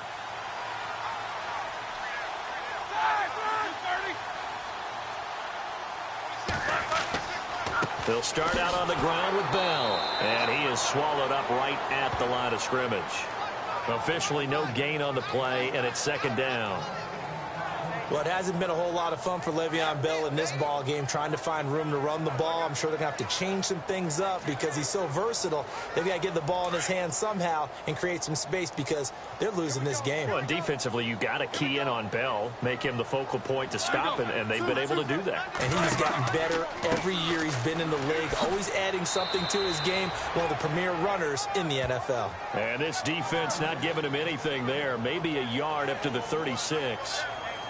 This is what happens sometimes when you abandon the running game. It's hard to get back to it because once guys get out of that mentality of firing out and hitting people, hard to get them started again occasionally. And the Steelers on third down. They've converted a third of their opportunities, 3 for 9. This is 3rd and 9.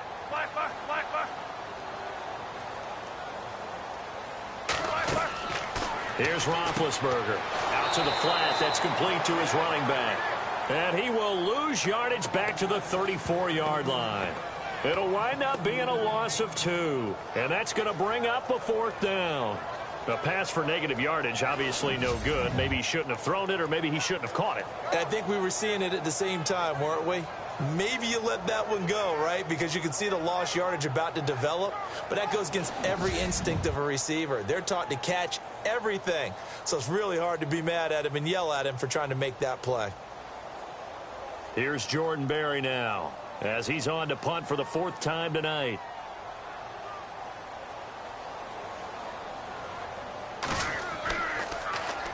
He gets this one away, and boy, it's another boomer. And this one hits at the 1, continues on into the end zone for a touchback.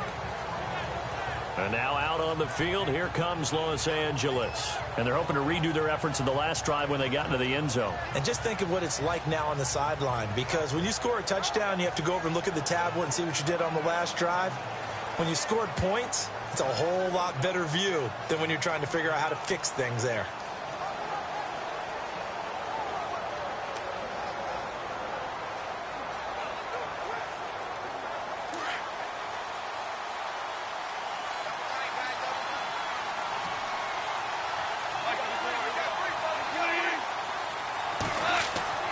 Now a play fake here on 1st down.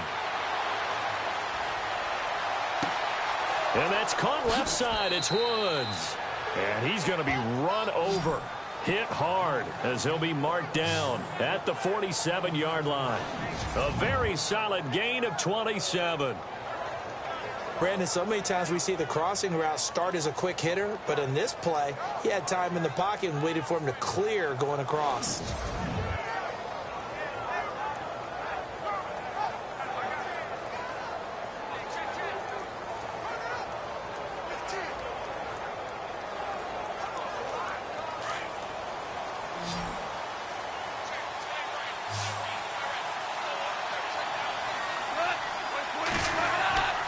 On 1st and 10, Goff. And he's going to drop this off to his fullback.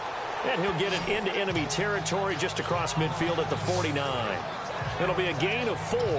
And that'll make this a 2nd down. Now, that's often a surprise for the defensive guys when they see the big fella slide out of the backfield and catch the ball. Not something they usually go over in practice very often. 2nd down, and the offense in search of 6 yards.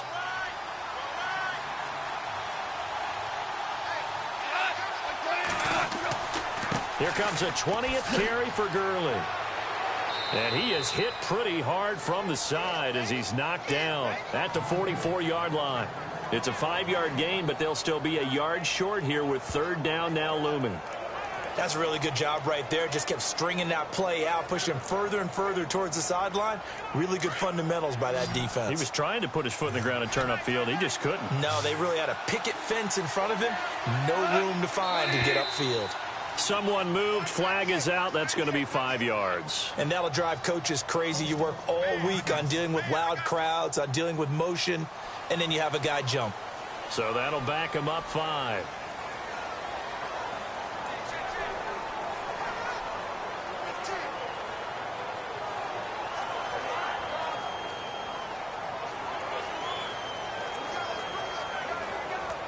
In need of a conversion on third down. They had the big play to start the drive. Not much sense.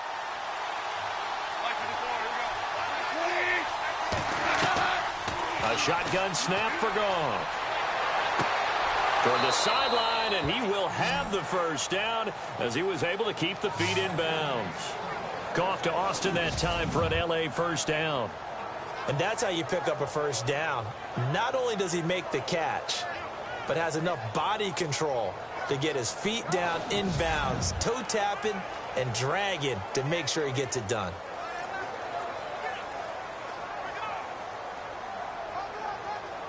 Fresh set of downs here.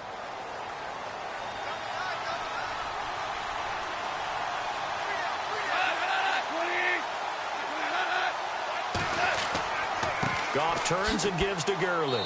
And he's going to fight his way forward here for a modest gain. He'll get a nice chunk there on the first down run, and it's 2nd and 4. Let's talk a little football 101 here, because one of the keys to advancing the ball downfield, success on first down. Huge difference, as we know, between 2nd and 4 and 2nd and 8 and 9.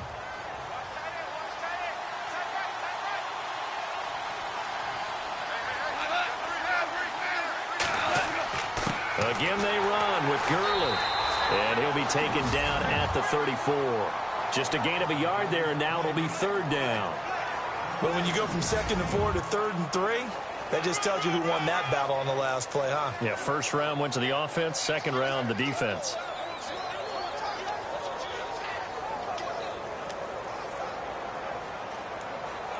So they run it on 2nd down. Now let's see what 3rd down brings here for the offense.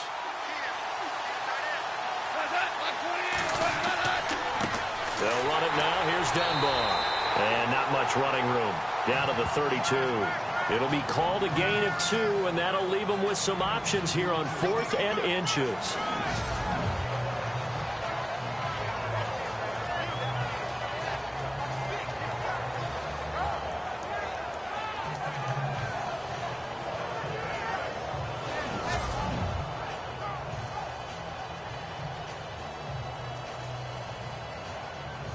So on 4th down, Goff will yield to Greg Zuerlein for the field goal try.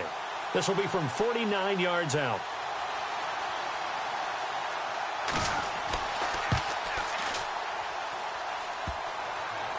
And that'll be off the crossbar and out. It's short. He couldn't get it there. It's no good. And this score will stay right where it is. Well, he had that one on target. That's half the battle. The other half of the battle, however, is distance. And he nearly had that, too. But it was the crossbar that said otherwise. And that'll deny him a shot at 3.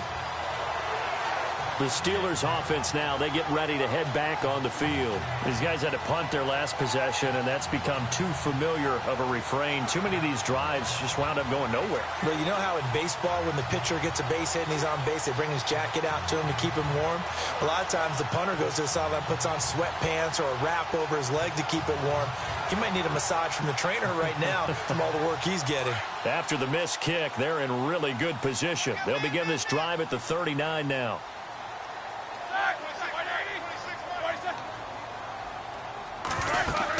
They'll try and get the running game going with Bell. And a good swarm to the football defensively as they get him down at about the 40. Give him a couple on the carry there. 2nd and 8. Partner, you know I love to point out when teams break tendency and do something a little bit different from the norm. But when you run the ball in the first play of the drive, that's not a tendency breaker at all. That's just trying to establish yourself as you move forward. 2nd down following the run.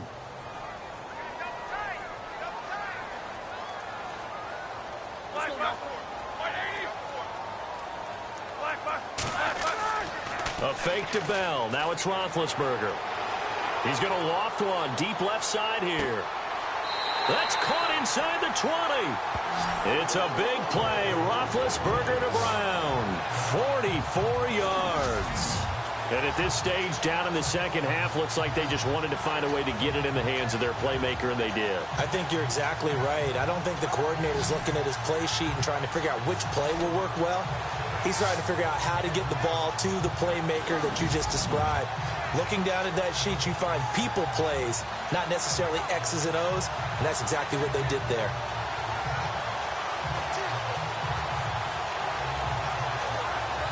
Offense comes to the line now, 1st and 10.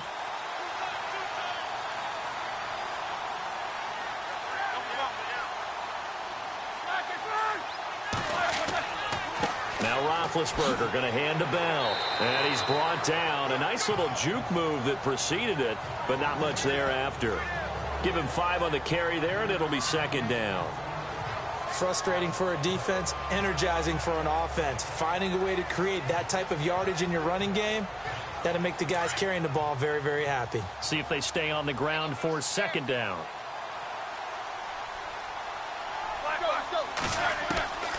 Out of the gun, it's Roethlisberger. And it's caught. And inside the 5 here before he's out of bounds, right at the 3. Roethlisberger hooking up with Brown to get the Steelers a first. And when you're playing a quarterback with some experience and some moxie, you enter the danger zone when you decide to blitz him, because if he's able to diagnose as he did on that play, he can hurt you downfield. He reads defenses so well, doesn't he? He really does, and the best part about that play for him, I don't think that was his primary target. I don't think so either. I think he had the read, figured out where the blitz was coming from, and went to a secondary target for a really nice game. They'll come out in the pistol. Now Bell hit. He lost the football. And now the Rams have got it, going the other way. And a big turnover there as his guys will get the football back. I know one thing. The team that had the ball and was driving, they're going to feel horrible. But the team that was on defense, I think we got to give them a little bit of credit, able to hang in there and force a key turnover. In the red zone, though, had a chance to tie it and an opportunity missed. Getting set to go again here on offense, Jared Goff trots back onto the field. He has been consistent, hasn't he? He played well in the first quarter, good second quarter, and now continuing that here in the third. And that's the word that they're always seeking from the guy taking the snaps, is consistency. Taking care of the ball, making sure it gets to the right people. No errors, right? Not turning it over, and just doing all the right things. That's leadership, and it inspires confidence in a team. Yeah, been a good leadership and a good distributor. Following the fumble recovery, Goff. And he goes down. It's a sack. They get him back at his own 3-yard line. James Harrison coming in hard on the blitz. He gets him down for a loss of 4. The amount of sacks that they've absorbed in this game is absolutely extraordinary. Let's just face it. This offensive line, flat out, cannot handle this pass rush. It's been demonstrated time and time again.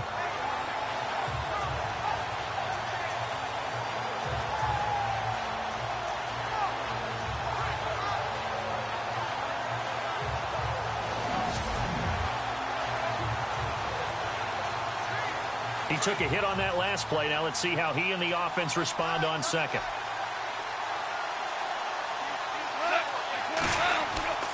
Now Goff will hand this one to Gurley. And they'll hit him for a loss as he's back to his 2-yard line. He lost 2 there, and it's 3rd down. Brandon, with the last couple of plays for the offense not being good at all, my thought process as a coordinator, get the ball in the hands of my best player and see if I can salvage anything out of this drive.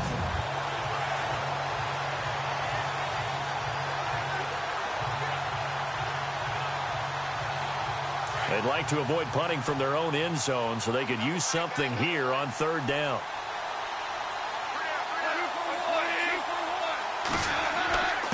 Another carry now for Gurley. And he's going to lose yardage back to his own 1-yard line. That'll make it 4th down after a loss of 1. They've got to do a better job up front and create some space because they're right there almost literally on their own goal line. Just a couple of feet away from a safety. That could have been disastrous.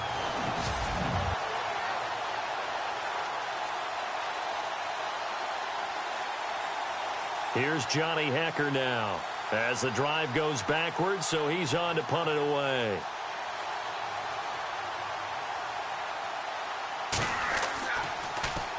And he's able to get it out quickly, and this is not a bad kick here. 47 yards on the punt that time, just 1 yard on the return. And out will come the offense as they take over. The Steelers offense now, they head back onto the field. And they'll be looking to atone for last time's mistake of fumbling inside the red zone. Certainly they don't want to do that again. And so much emphasis placed on red zone offense. I mean, you have periods devoted in practice just for that because everyone knows how vital it is to put points on the board when you've entered that part of the field. And to come away with nothing, that's difficult for a team to handle. And difficult, and now we'll see if they can make it less difficult on themselves on this drive. They'll start the drive with a carry by Bell. And the reinforcements come in as they're going to stop him behind the line. A loss of a full 3 yards, and now it's second down. That goes down as a loss against his rushing stats. But really, should he have to absorb that one? He had no chance on that play before they overwhelmed him. Pretty much on top of him before he could take his first step.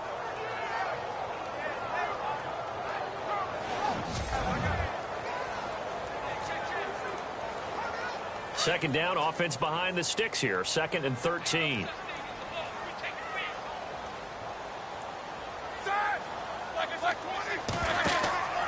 Play action. It's Roethlisberger. He's going to air one out. And that one was nearly picked. Not sure he was accounting for the free safety. Now it brings up 3rd down.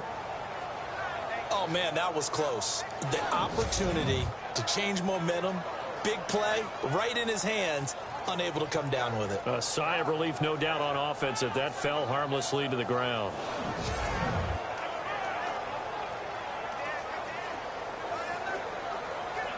The Steelers on 3rd down. They're hitting it just 30%, 3 for 10. This is going to be 3rd and 13.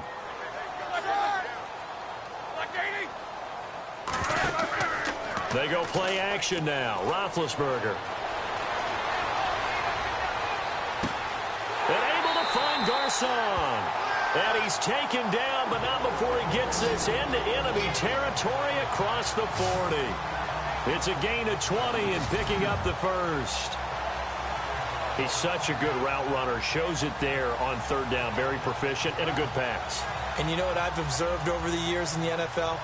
The better a route runner you are, the more confidence your guy's going to have in you to go to you in important times because he can trust you being in the right spot, and they connected there and picked up a first down.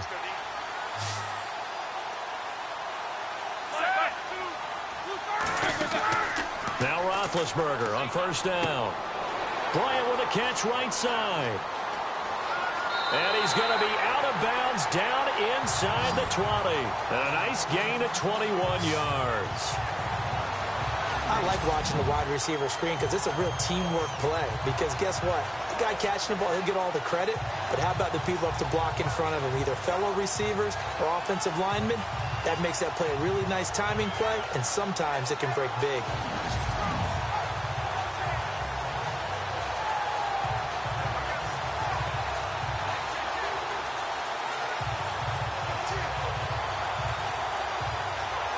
So the offense has it 1st and 10.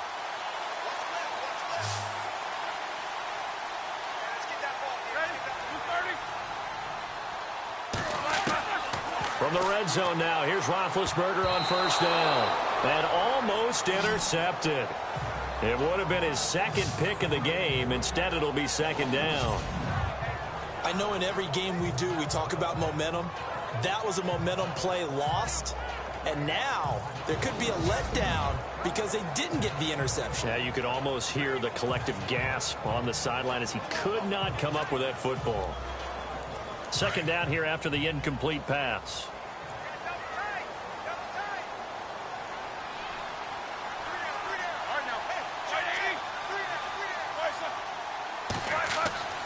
Ben to throw again. Over the middle here to Coates.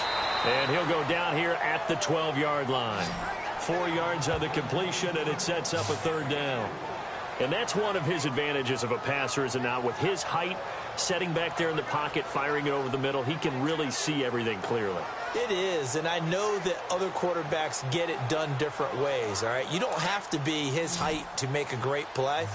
But what he does is he takes away having to make those slide steps in the pocket to find angles to throw the ball through.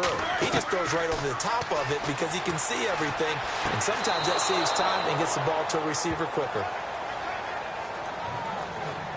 When they need to play on third down, you kind of know what direction the ball's going, but the defense knew it too. Yeah, it's a good call because they wanted to put 2 men on him, and they did. Dare him to throw into double coverage. Really what you're saying is, let's see if one of your other receivers can beat us.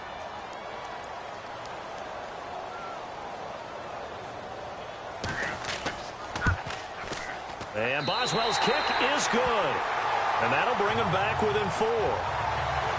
So make it 3 field goals for him now. And this last one tightens things up a bit. And I know that offense is on the sideline right about now, checking out the tablets and saying, man, we let a good chance slip away there.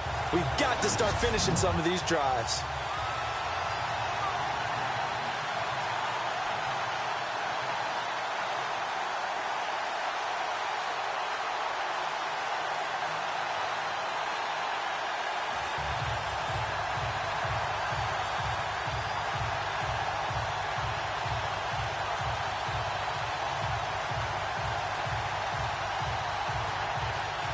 After the successful field goal try, here's Boswell to send it away.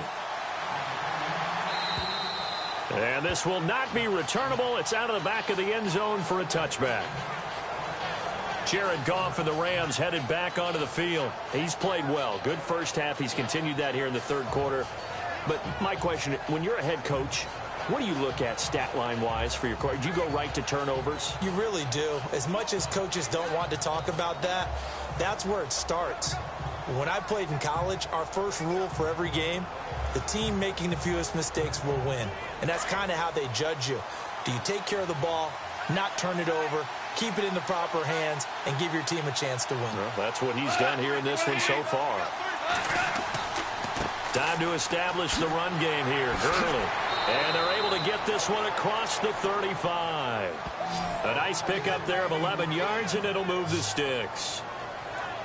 We use the word relentless a lot with guys who are aggressive on the field. In this case, it really fits, doesn't it? How about his ability to break tackles and his feet never stop moving?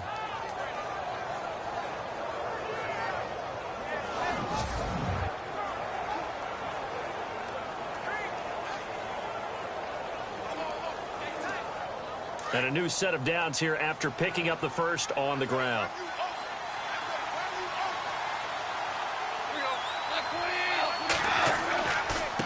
On the handoff, it's Gurley. Good move by Gurley. And he'll be brought down on what's going to turn out to be the final play of this third quarter.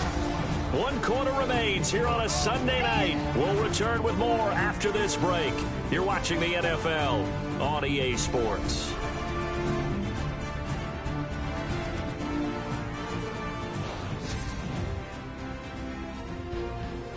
Back now in Pittsburgh. It's the Rams out in front here. They've got control of the football as well as we get set for the fourth quarter.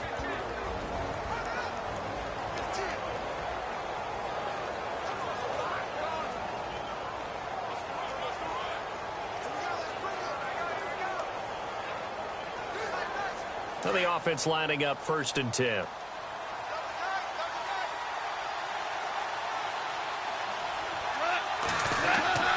Goff now to throw. And he's got his man on the out route. And he is level. Knocked down hard at the 41-yard line. I think it's okay there. They didn't get a whole lot on that play, but it's nice to have a safety valve that's built like this guy. Big target, guy you can spot pretty easily. Put it on him when your other targets aren't open.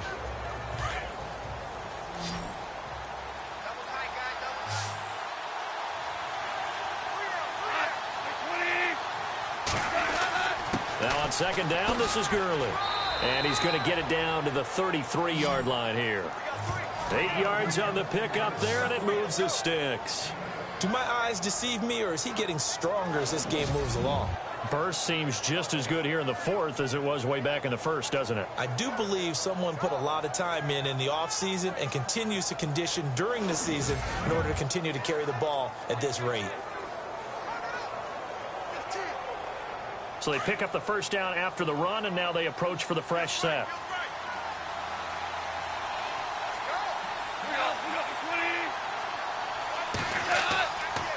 They try right side here. Gurley. And maybe a measure of revenge there. He's had his way in this one, but this time they get him behind the line. That'll set him back with a loss of 3 on the play. And that'll make this a 2nd and 13. And in this situation with a lead fourth quarter, they're liking keeping the ball on the ground, I'm sure. That's just smart football, but you know the defense has to know it as well. They've got to stop them here. So now we're going to see that loading the box in a big way. 6, 7, 8, 9, whatever it's going to take, puts a little bit more pressure on your big offensive line.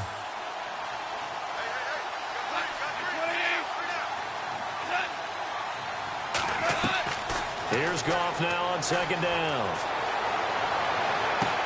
And he is out of bounds, just a yard or 2 shy of the 10. A really nice gain of 25 yards. Tell you what, he's been able to put the ball in some tight spots all game long. That throw, no different. Yeah, a lot of people would call it a gutsy type of a throw. I think he looks at it as, I can do it, so it's not that big of a deal to me, and I'm going to keep firing.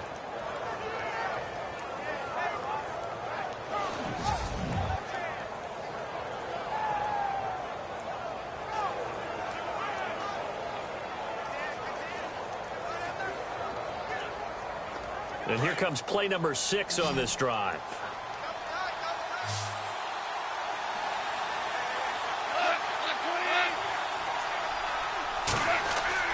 On first down, it's gone.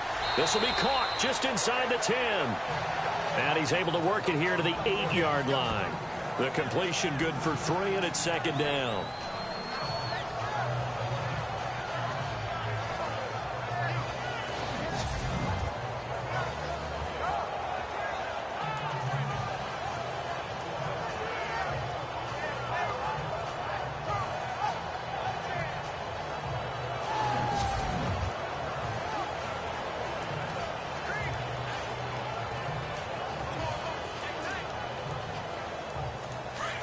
Looks like the defense in press coverage here.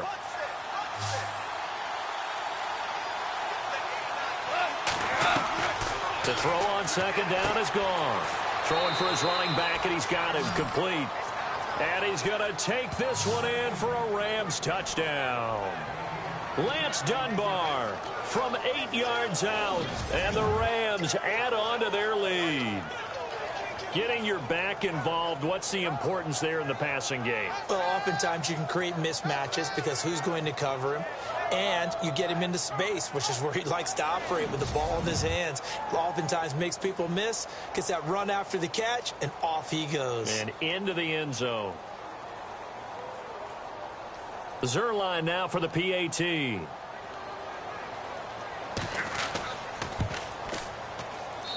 And that one pushes the lead up to 11.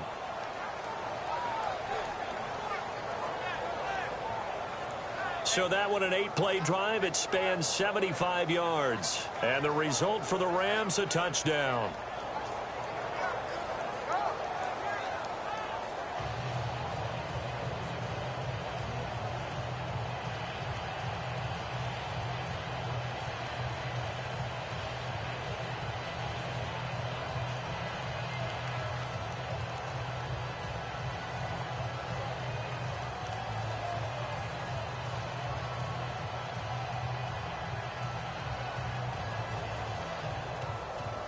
Zuerlein out now to kick this one away. And this will be a touchback as that sails over the end line. And Pittsburgh getting set to take the field. And last time they got 3 points, but it was a chip shot field goal. And when you go to the sideline after a chip shot field goal, maybe the offense not too happy. It's a balancing act, isn't it? Because you're exactly right. They're none too pleased that they didn't punch it in for 6 points. But they also have to remember they did put points on the board. 3 points is 3 points. And in this league, you take points when you can get them. Not easily done.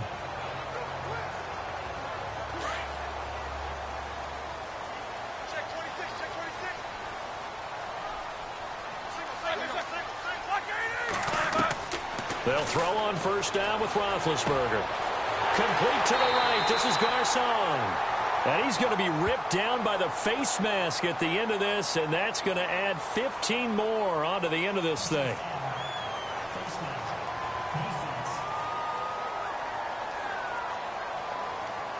Well, when you're leading in the fourth quarter, that's not the penalty you want. Not at all, and now your discipline comes into question. Having poise this stage of the game, you can't have those kind of plays.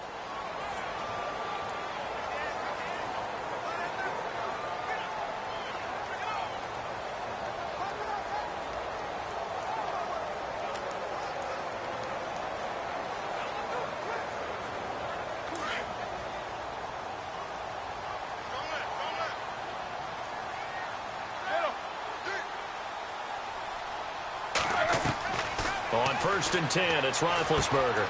Man open left side is Brown. And taking it to the 15-yard line before he's brought down. The Steelers picking up 15 yards there and a first down. Decent start to the drive there. Of course, they need the touchdown, 2-point conversion, and a field goal. Yeah, those guys are into it. How about the guys on the sidelines? You see the coaches signaling, all the personnel groups up on the sideline, ready to go in and out of the game. They've got to condense their time now in order to try and get back into it. So they're operating in the red zone.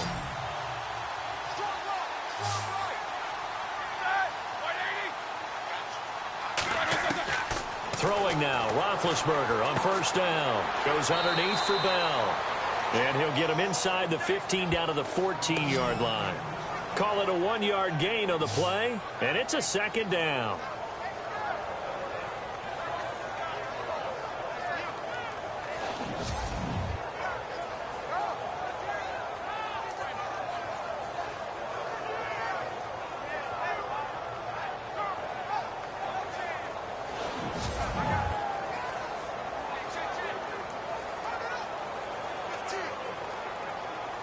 So 2nd and 9, the defense looking to put them in a bad spot here.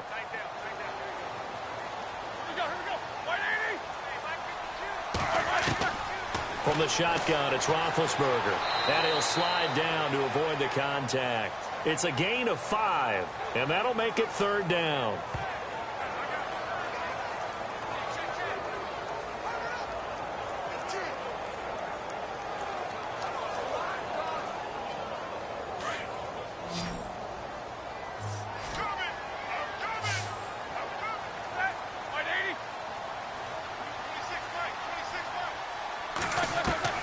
From the gun on 3rd down, it's Roethlisberger. This will be caught just inside the 10. And he's going to take it in for a Steeler touchdown. Jesse James, a 9-yard touchdown grab. And the Steelers have now made this a 1-score game. So they get the score, partner. Game's not over, but they still need some help here. Agreed, they definitely need some help, but they took care of the first part by scoring themselves.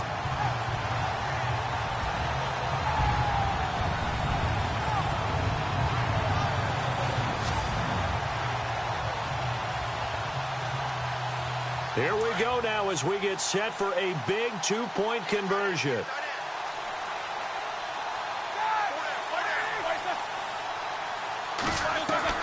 From the gun, it's Roethlisberger. That's caught at the 2. And he'll get into the end zone as the 2-point conversion is successful. Well, I guess the coach looked at the 2-point cheat sheet, said go for it, get it to a 3-point game, and they did it. Yeah, and sometimes you just throw out time of game. You don't worry about that. There's just a feel sometimes in making that call, and he felt good about what he had for a 2-point conversion, and now they're only down 3 and feeling great about themselves.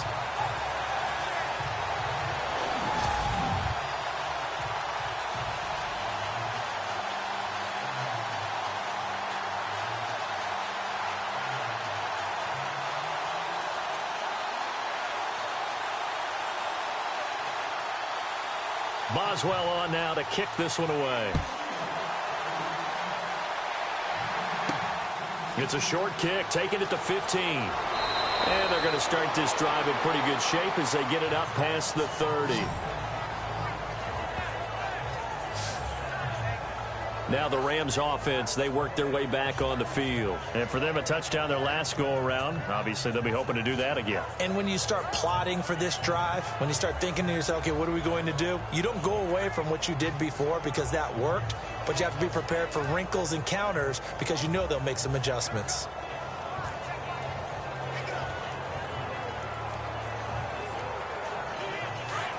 And on the outside, they're playing press coverage.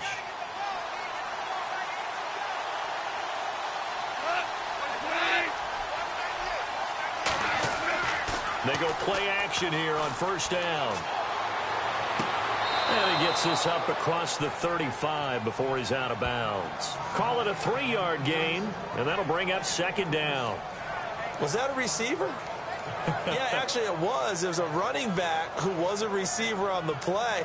Ike's been spending time in the receiver drills getting his feet down. Well, those guys out of the backfield, they got to be good, agile with their feet. He showed the agility there with a toe tap. No doubt about it. It's like he'd went to ballet school. Got the toes down and stayed in bounds. On second down, here's Goff. Oh, he's got a man wide open, complete. And he gets this one to midfield before he's brought down. They give him 13 yards there on the play and a fresh set of downs. 5th catch of the game for him there. Yeah, and the tight end position is now becoming a volume pass catcher. It used to be occasional, right? Safety valve. Throw one to him every so often, but mainly they want him out there to block. Nowadays, an integral part of the passing game, and they create such great mismatches that they often become the leading receiver.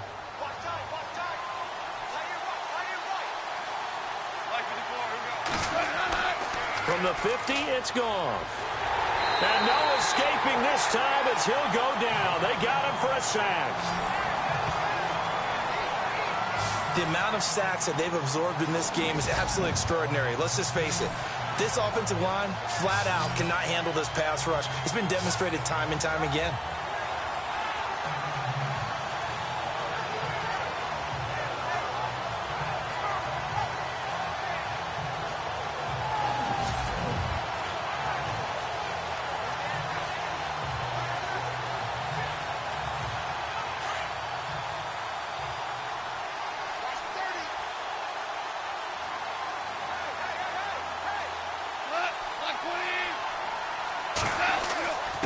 Gurley. And he'll push his way up to about the 44 here.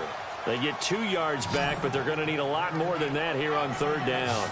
The 4th quarter here, they've got the lead. They want to keep it on the ground. That's what they're doing. Smart football. Keep the clock grinding. Keep it going. But you got to figure now, they're going to see more people stacked up at the line of scrimmage as they try and bleed it out. 3rd and long. It's Goff.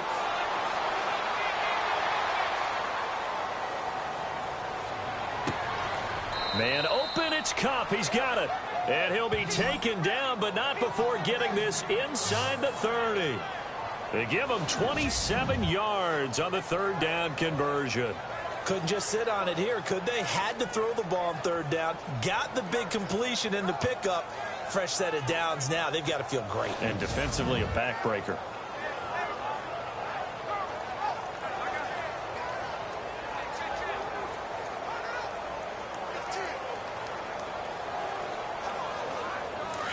Looking to jam the receivers at the line here. Press coverage look defensively.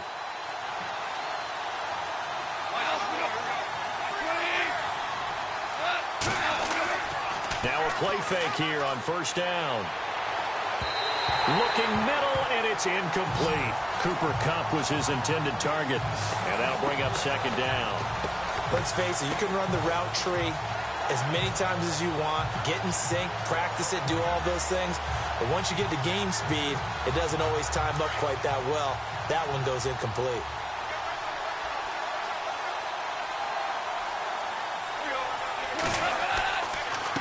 They'll run it now with Dunbar. And he went nowhere. Well, he went it backwards, back to the 33. So he loses 3 yards there. Now 3rd down. And this is why the head coach gets paid the big bucks. Look at where they are in this situation, partner.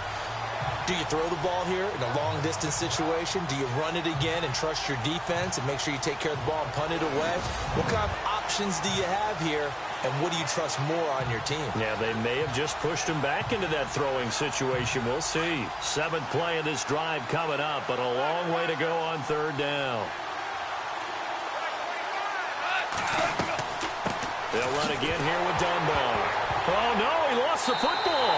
And it's picked up by the Steelers. And they take possession of the football and have it at the 36-yard line. Well, that takeaway, partner, right there, that's a combination of coaching, execution, and absolute belief. Because a lot of guys will look at the scoreboard and go, this thing's pretty well done. But they still thought to themselves, if we can make a play, we give our teammates a chance to win it. And that's exactly what they did. Now the Steelers offense gets ready to get back onto the field. And things are starting to move in the right direction. They get the touchdown last drive, then their defense gets them the football back. Yeah, now they have a chance to get the lead if they can put something together here. And I'm eager to see how they decide to do it. Do they want to be methodical, or do they want to take the big strike and go after it right now?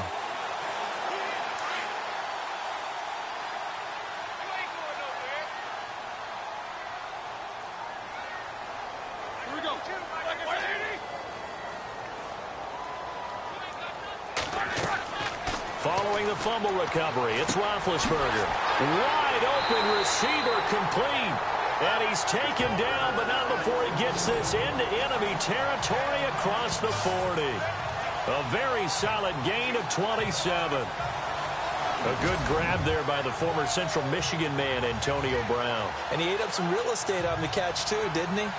I think the most impressive part of it, though, if there's a chance for him to get the football, even though he was covered well, he somehow finds a way to get it. 1st down and 10 now for the offensive group.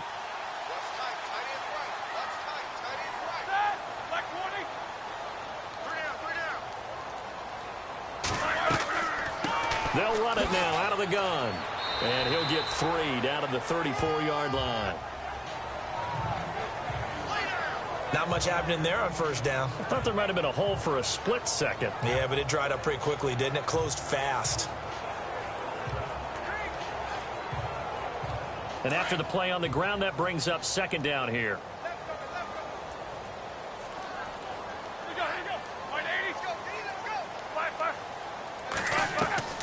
Here's Roethlisberger to throw. Got his man complete over the middle. That's James. And brought down, but not before they're inside the 25. Roethlisberger to his big target, James. All 6-7 of him for a Steeler 1st down. Partner, it's a lot of fun watching the NFL now, isn't it? Because when the big fella runs routes, it used to be when we were kids, he'd run about 3 different routes, and that was it. Now you can run anything and catch the balls we just saw there.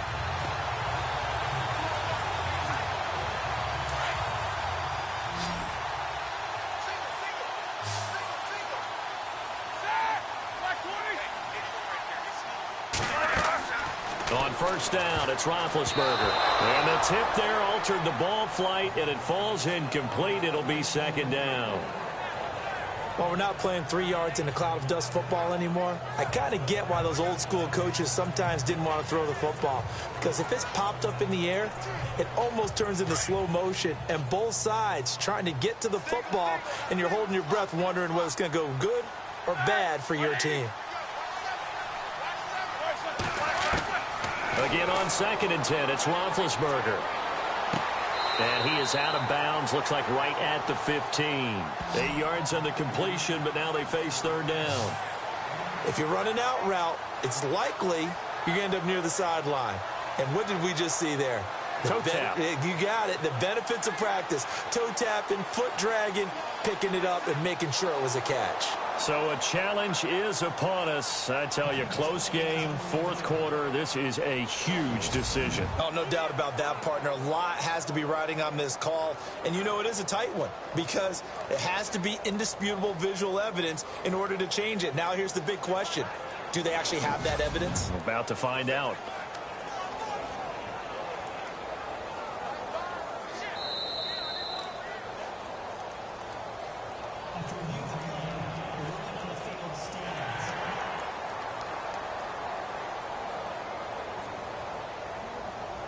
All right, so the timeout over and all 11 men back out onto the field for the defense.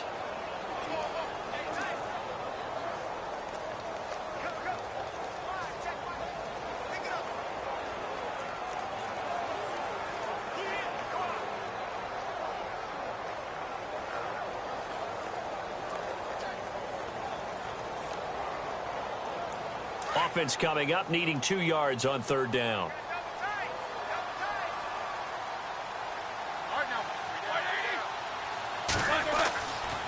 They'll try and run for it with Bell. And the spin looked pretty, but more for style points as the real estate evaporated quickly there. He needed 2, he got 1, and that's going to leave him with 4th down and a yard. This has been an up and down, back and forth type of a game, hasn't it? Maybe this long drive, take a little bit of the wind out of their sails, kind of settle things down a little bit.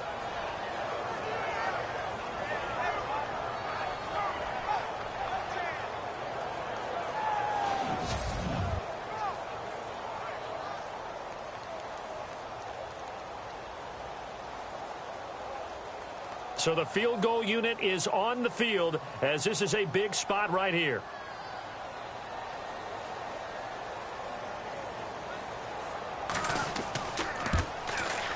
And Boswell's kick is good. And in the 4th quarter, this game is tied. Well, you talk about clutch right down the pipe, and this game's all even here in the 4th. And he didn't leave much doubt there, did he? Good snap, good hold, and that one was dead center.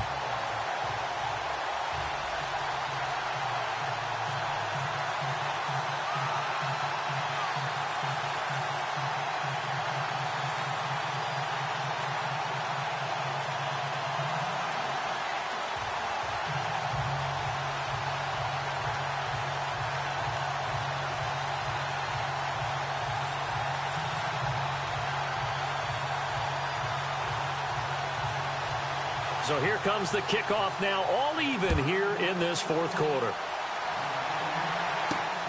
This is taken near the 13. And a good return as he'll be stopped just shy of the 30-yard line. And the Rams now coming out on the field. And last time they coughed it up, led to a field goal. They're fortunate that it only led to a field goal, but still, they're not happy about it. Could you sense the relief, though, when they only gave up the field goal and they were able to trot back out on the field and start this drive? A little more pep in their step because they didn't cost their team a touchdown, but they know they've got to do it a lot better than they did on the last possession. The coach will just be relieved, though, if they recoup with a score here, right? I think the coach would be ecstatic to see them pick themselves back up and now take it downfield and punch in the end zone without turning it over. They'll start out on the ground with Gurley.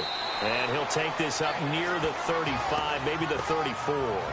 5 yards is the tally on first down. That brings up 2nd and 5. Oh, that's one to warm the hearts of all those old school football players, isn't it? Tough, hard, gritty run. Got behind his pads, bowled over a few people. Look at that one, right up the gut. So up through 3 quarters, no reason to lighten up now. They run. It's Gurley. And he'll rumble for about 5, up close to the 40.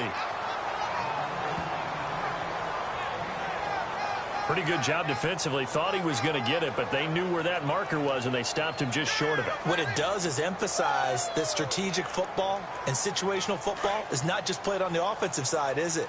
Defense understanding, as you noted, where the first down marker was and making sure they didn't get there. They'll try and pick up the first with Gurley.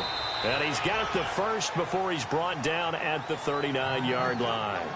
Officially a gain of just a yard there, but they do convert on 3rd and inches. I was used to joke with my teammates who carried the ball a lot. When we got in these situations and they were carrying us home, I used to tell them, boy, you guys just look like Paul Bunyan, just growing stronger, bigger, tougher. And all night long, he's carried this team. He has indeed. Everything magnified right now. A huge 3rd down conversion. So it'll be first down here after the run.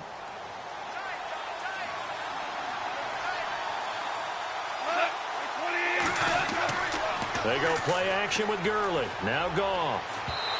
Throwing over the middle, but it's incomplete. That time trying to find Gerald Everett. And now it's 2nd down. Well, they're slinging it, And then there's one you got to put a timer on, huh? I mean, that one came in hot. That came in hot, but overthrown, out of his reach and incomplete. So incomplete on first. Let's see what second down has in store.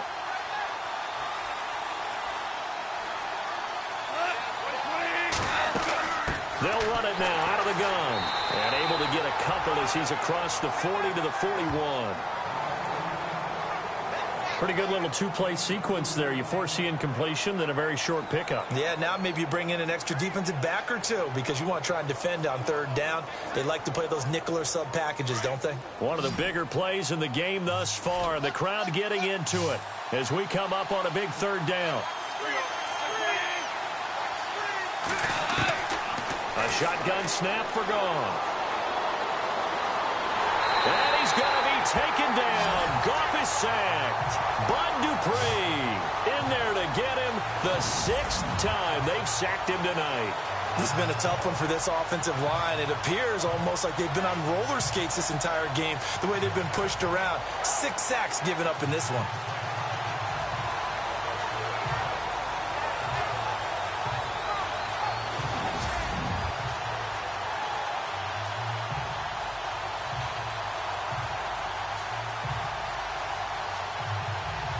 Here's Johnny Hekker now, as he'll come on to kick for a 6th time tonight.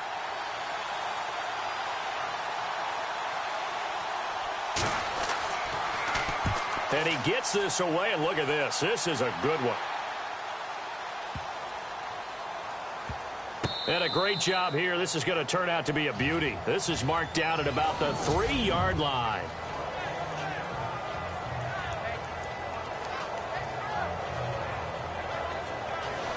Back onto the field now comes the wideout Antonio Brown. And I know that they've double-teamed him a couple times, but not a ton. Whatever they're doing isn't working. He's up over 100 yards. We'll see how they adjust. And when they do that, they weaken their defense in other places as well. And how many times have we done games where we've seen a guy have a big game like this, but it's usually not by himself, is it? Right. Usually it opens it up for other people to have big games as well. And tough starting field position here.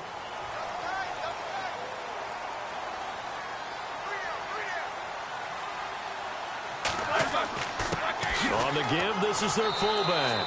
They'll try to get forward, but he's going to be stopped in his tracks at about the 3. Call it no gain on the play, and it'll be 2nd down. Really shouldn't be a surprise. It's going to be hard to move people in this situation. You know they're going to bring the pressure defensively. Because I remember playing in these spots, and my coaches always say, don't be afraid to try and create a safety, too. They're going to bring pressure. On 2nd down, it's Bell. And able to break one tackle, but then quickly brought down. But a nice little gain. It'll be a gain of 7, and they get it back to a 3rd and 3. Offensive linemen love creating space for their guys carrying the ball. But when that guy also breaks tackles and creates extra yardage, they almost feel like he's one of them, and they really embrace him.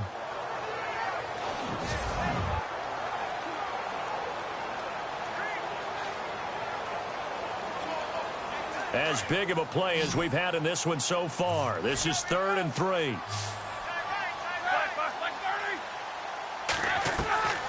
Out of the gun, it's Roethlisberger. He gets it to Brown, complete. And the broken tackle helps lead to a 1st down gain. Pittsburgh getting 16 yards there and also a 1st down. Time for a break. We'll come back and see how it all shakes out after this.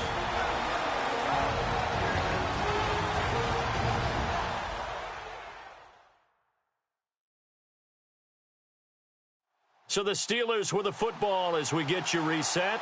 And let's see what they've come up with offensively after having time to talk it over.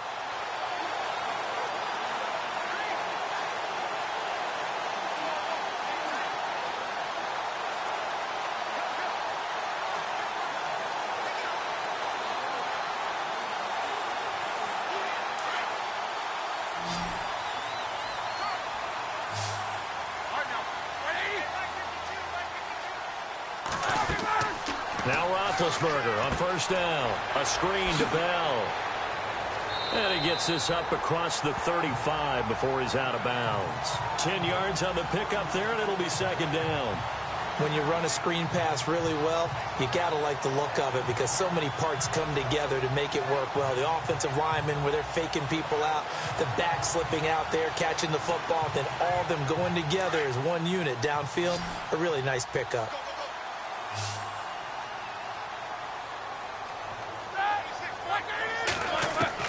Here's Roethlisberger throwing over the middle, and it's incomplete. He was looking for his big tight end there, Jesse James, and it's third down.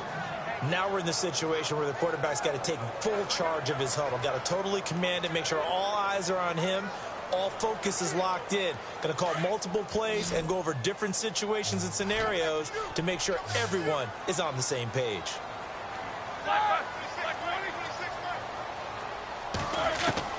Now it's Roethlisberger, and he couldn't hang on to it through the contact. Incomplete. So now it's fourth down and short, and whatever they do, run or pass it, they've got to pick up the first here. Yeah, and you mentioned running it. That is still an option, but as you've also said, they've got to do it quickly and get back to the line of scrimmage. Here's Jordan Berry now, as he'll come on for his fifth kick of the night.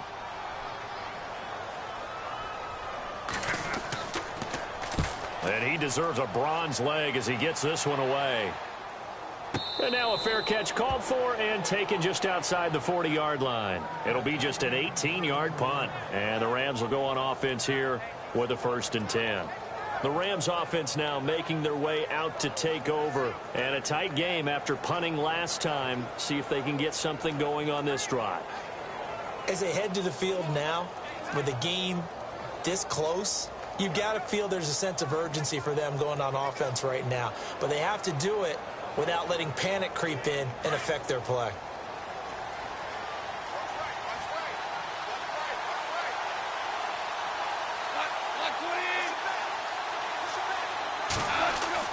Now it's gone. Throw left side, complete to Kupp. He got 29 yards that time. Of course, the catch was nice, but how about what happened after? Able to stay on his feet and gain all that additional yardage. So many of these slot guys, I think, have running back in their background.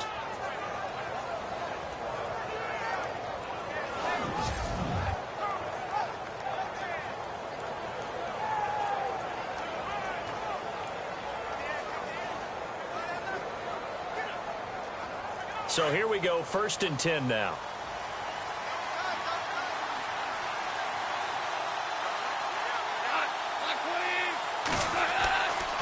Now a give running left for Gurley.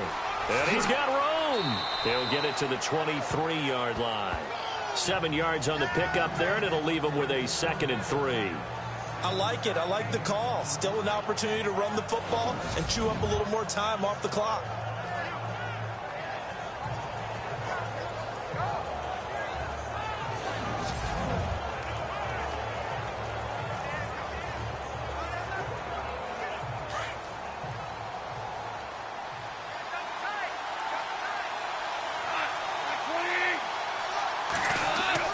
They'll stick to the ground game with Gurley. And they'll get him down right about the 20. Now the Steelers put a stop to the action with a timeout defensively. It's just their first. They've got 2 more to use here in the final stages.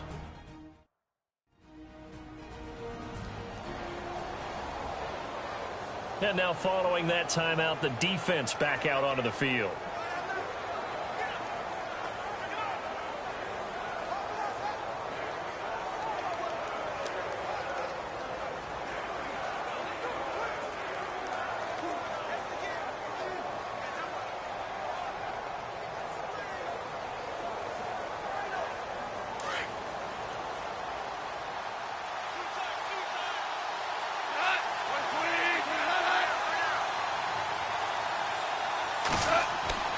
On 3rd down, they'll run it with Gurley.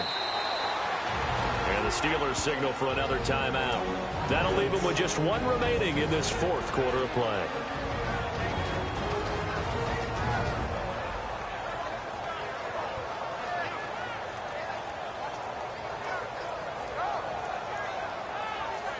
The defense, they got a little bit of a breather.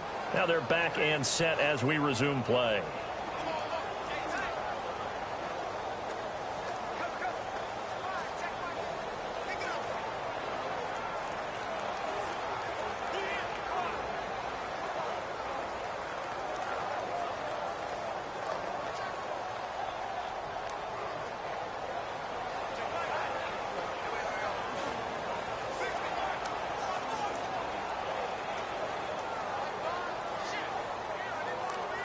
And a new set of downs here after picking up the first on the ground.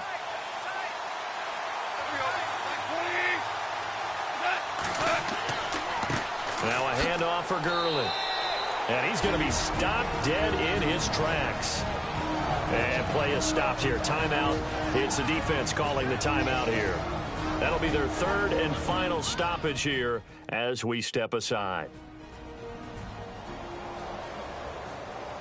So a defensive timeout, chance to regather, regroup, and get set as we resume action.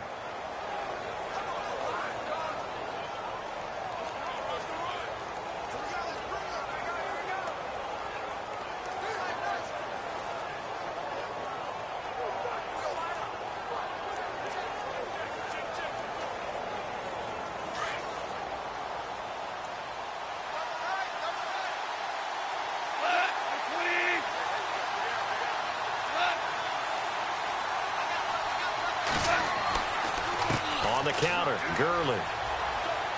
And able to push his way forward here for a good little gain. 4 yards on the pickup there as it'll leave him with a third and about 4 more for a first. All right, my man, this is now where it's risk-reward. Because on defense, you've got to crowd the line of scrimmage. You've got to get in all the gaps, get up tight on everyone, and try and force the field goal attempt here.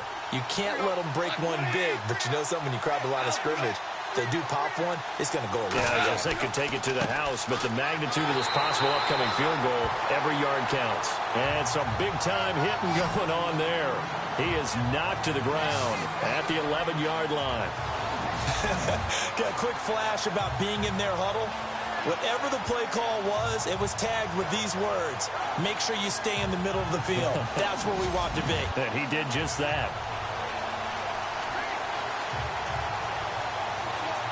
So now one of the biggest kicks of the night is forthcoming.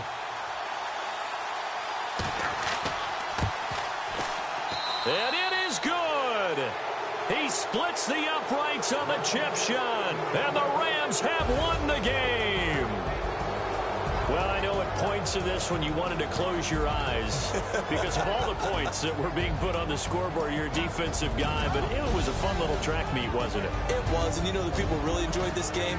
They're the ones that like going to batting practice at the Major League Baseball parks, right? Seeing the 14-11 game, that sort of deal. That's right up their alley with what we saw in this one.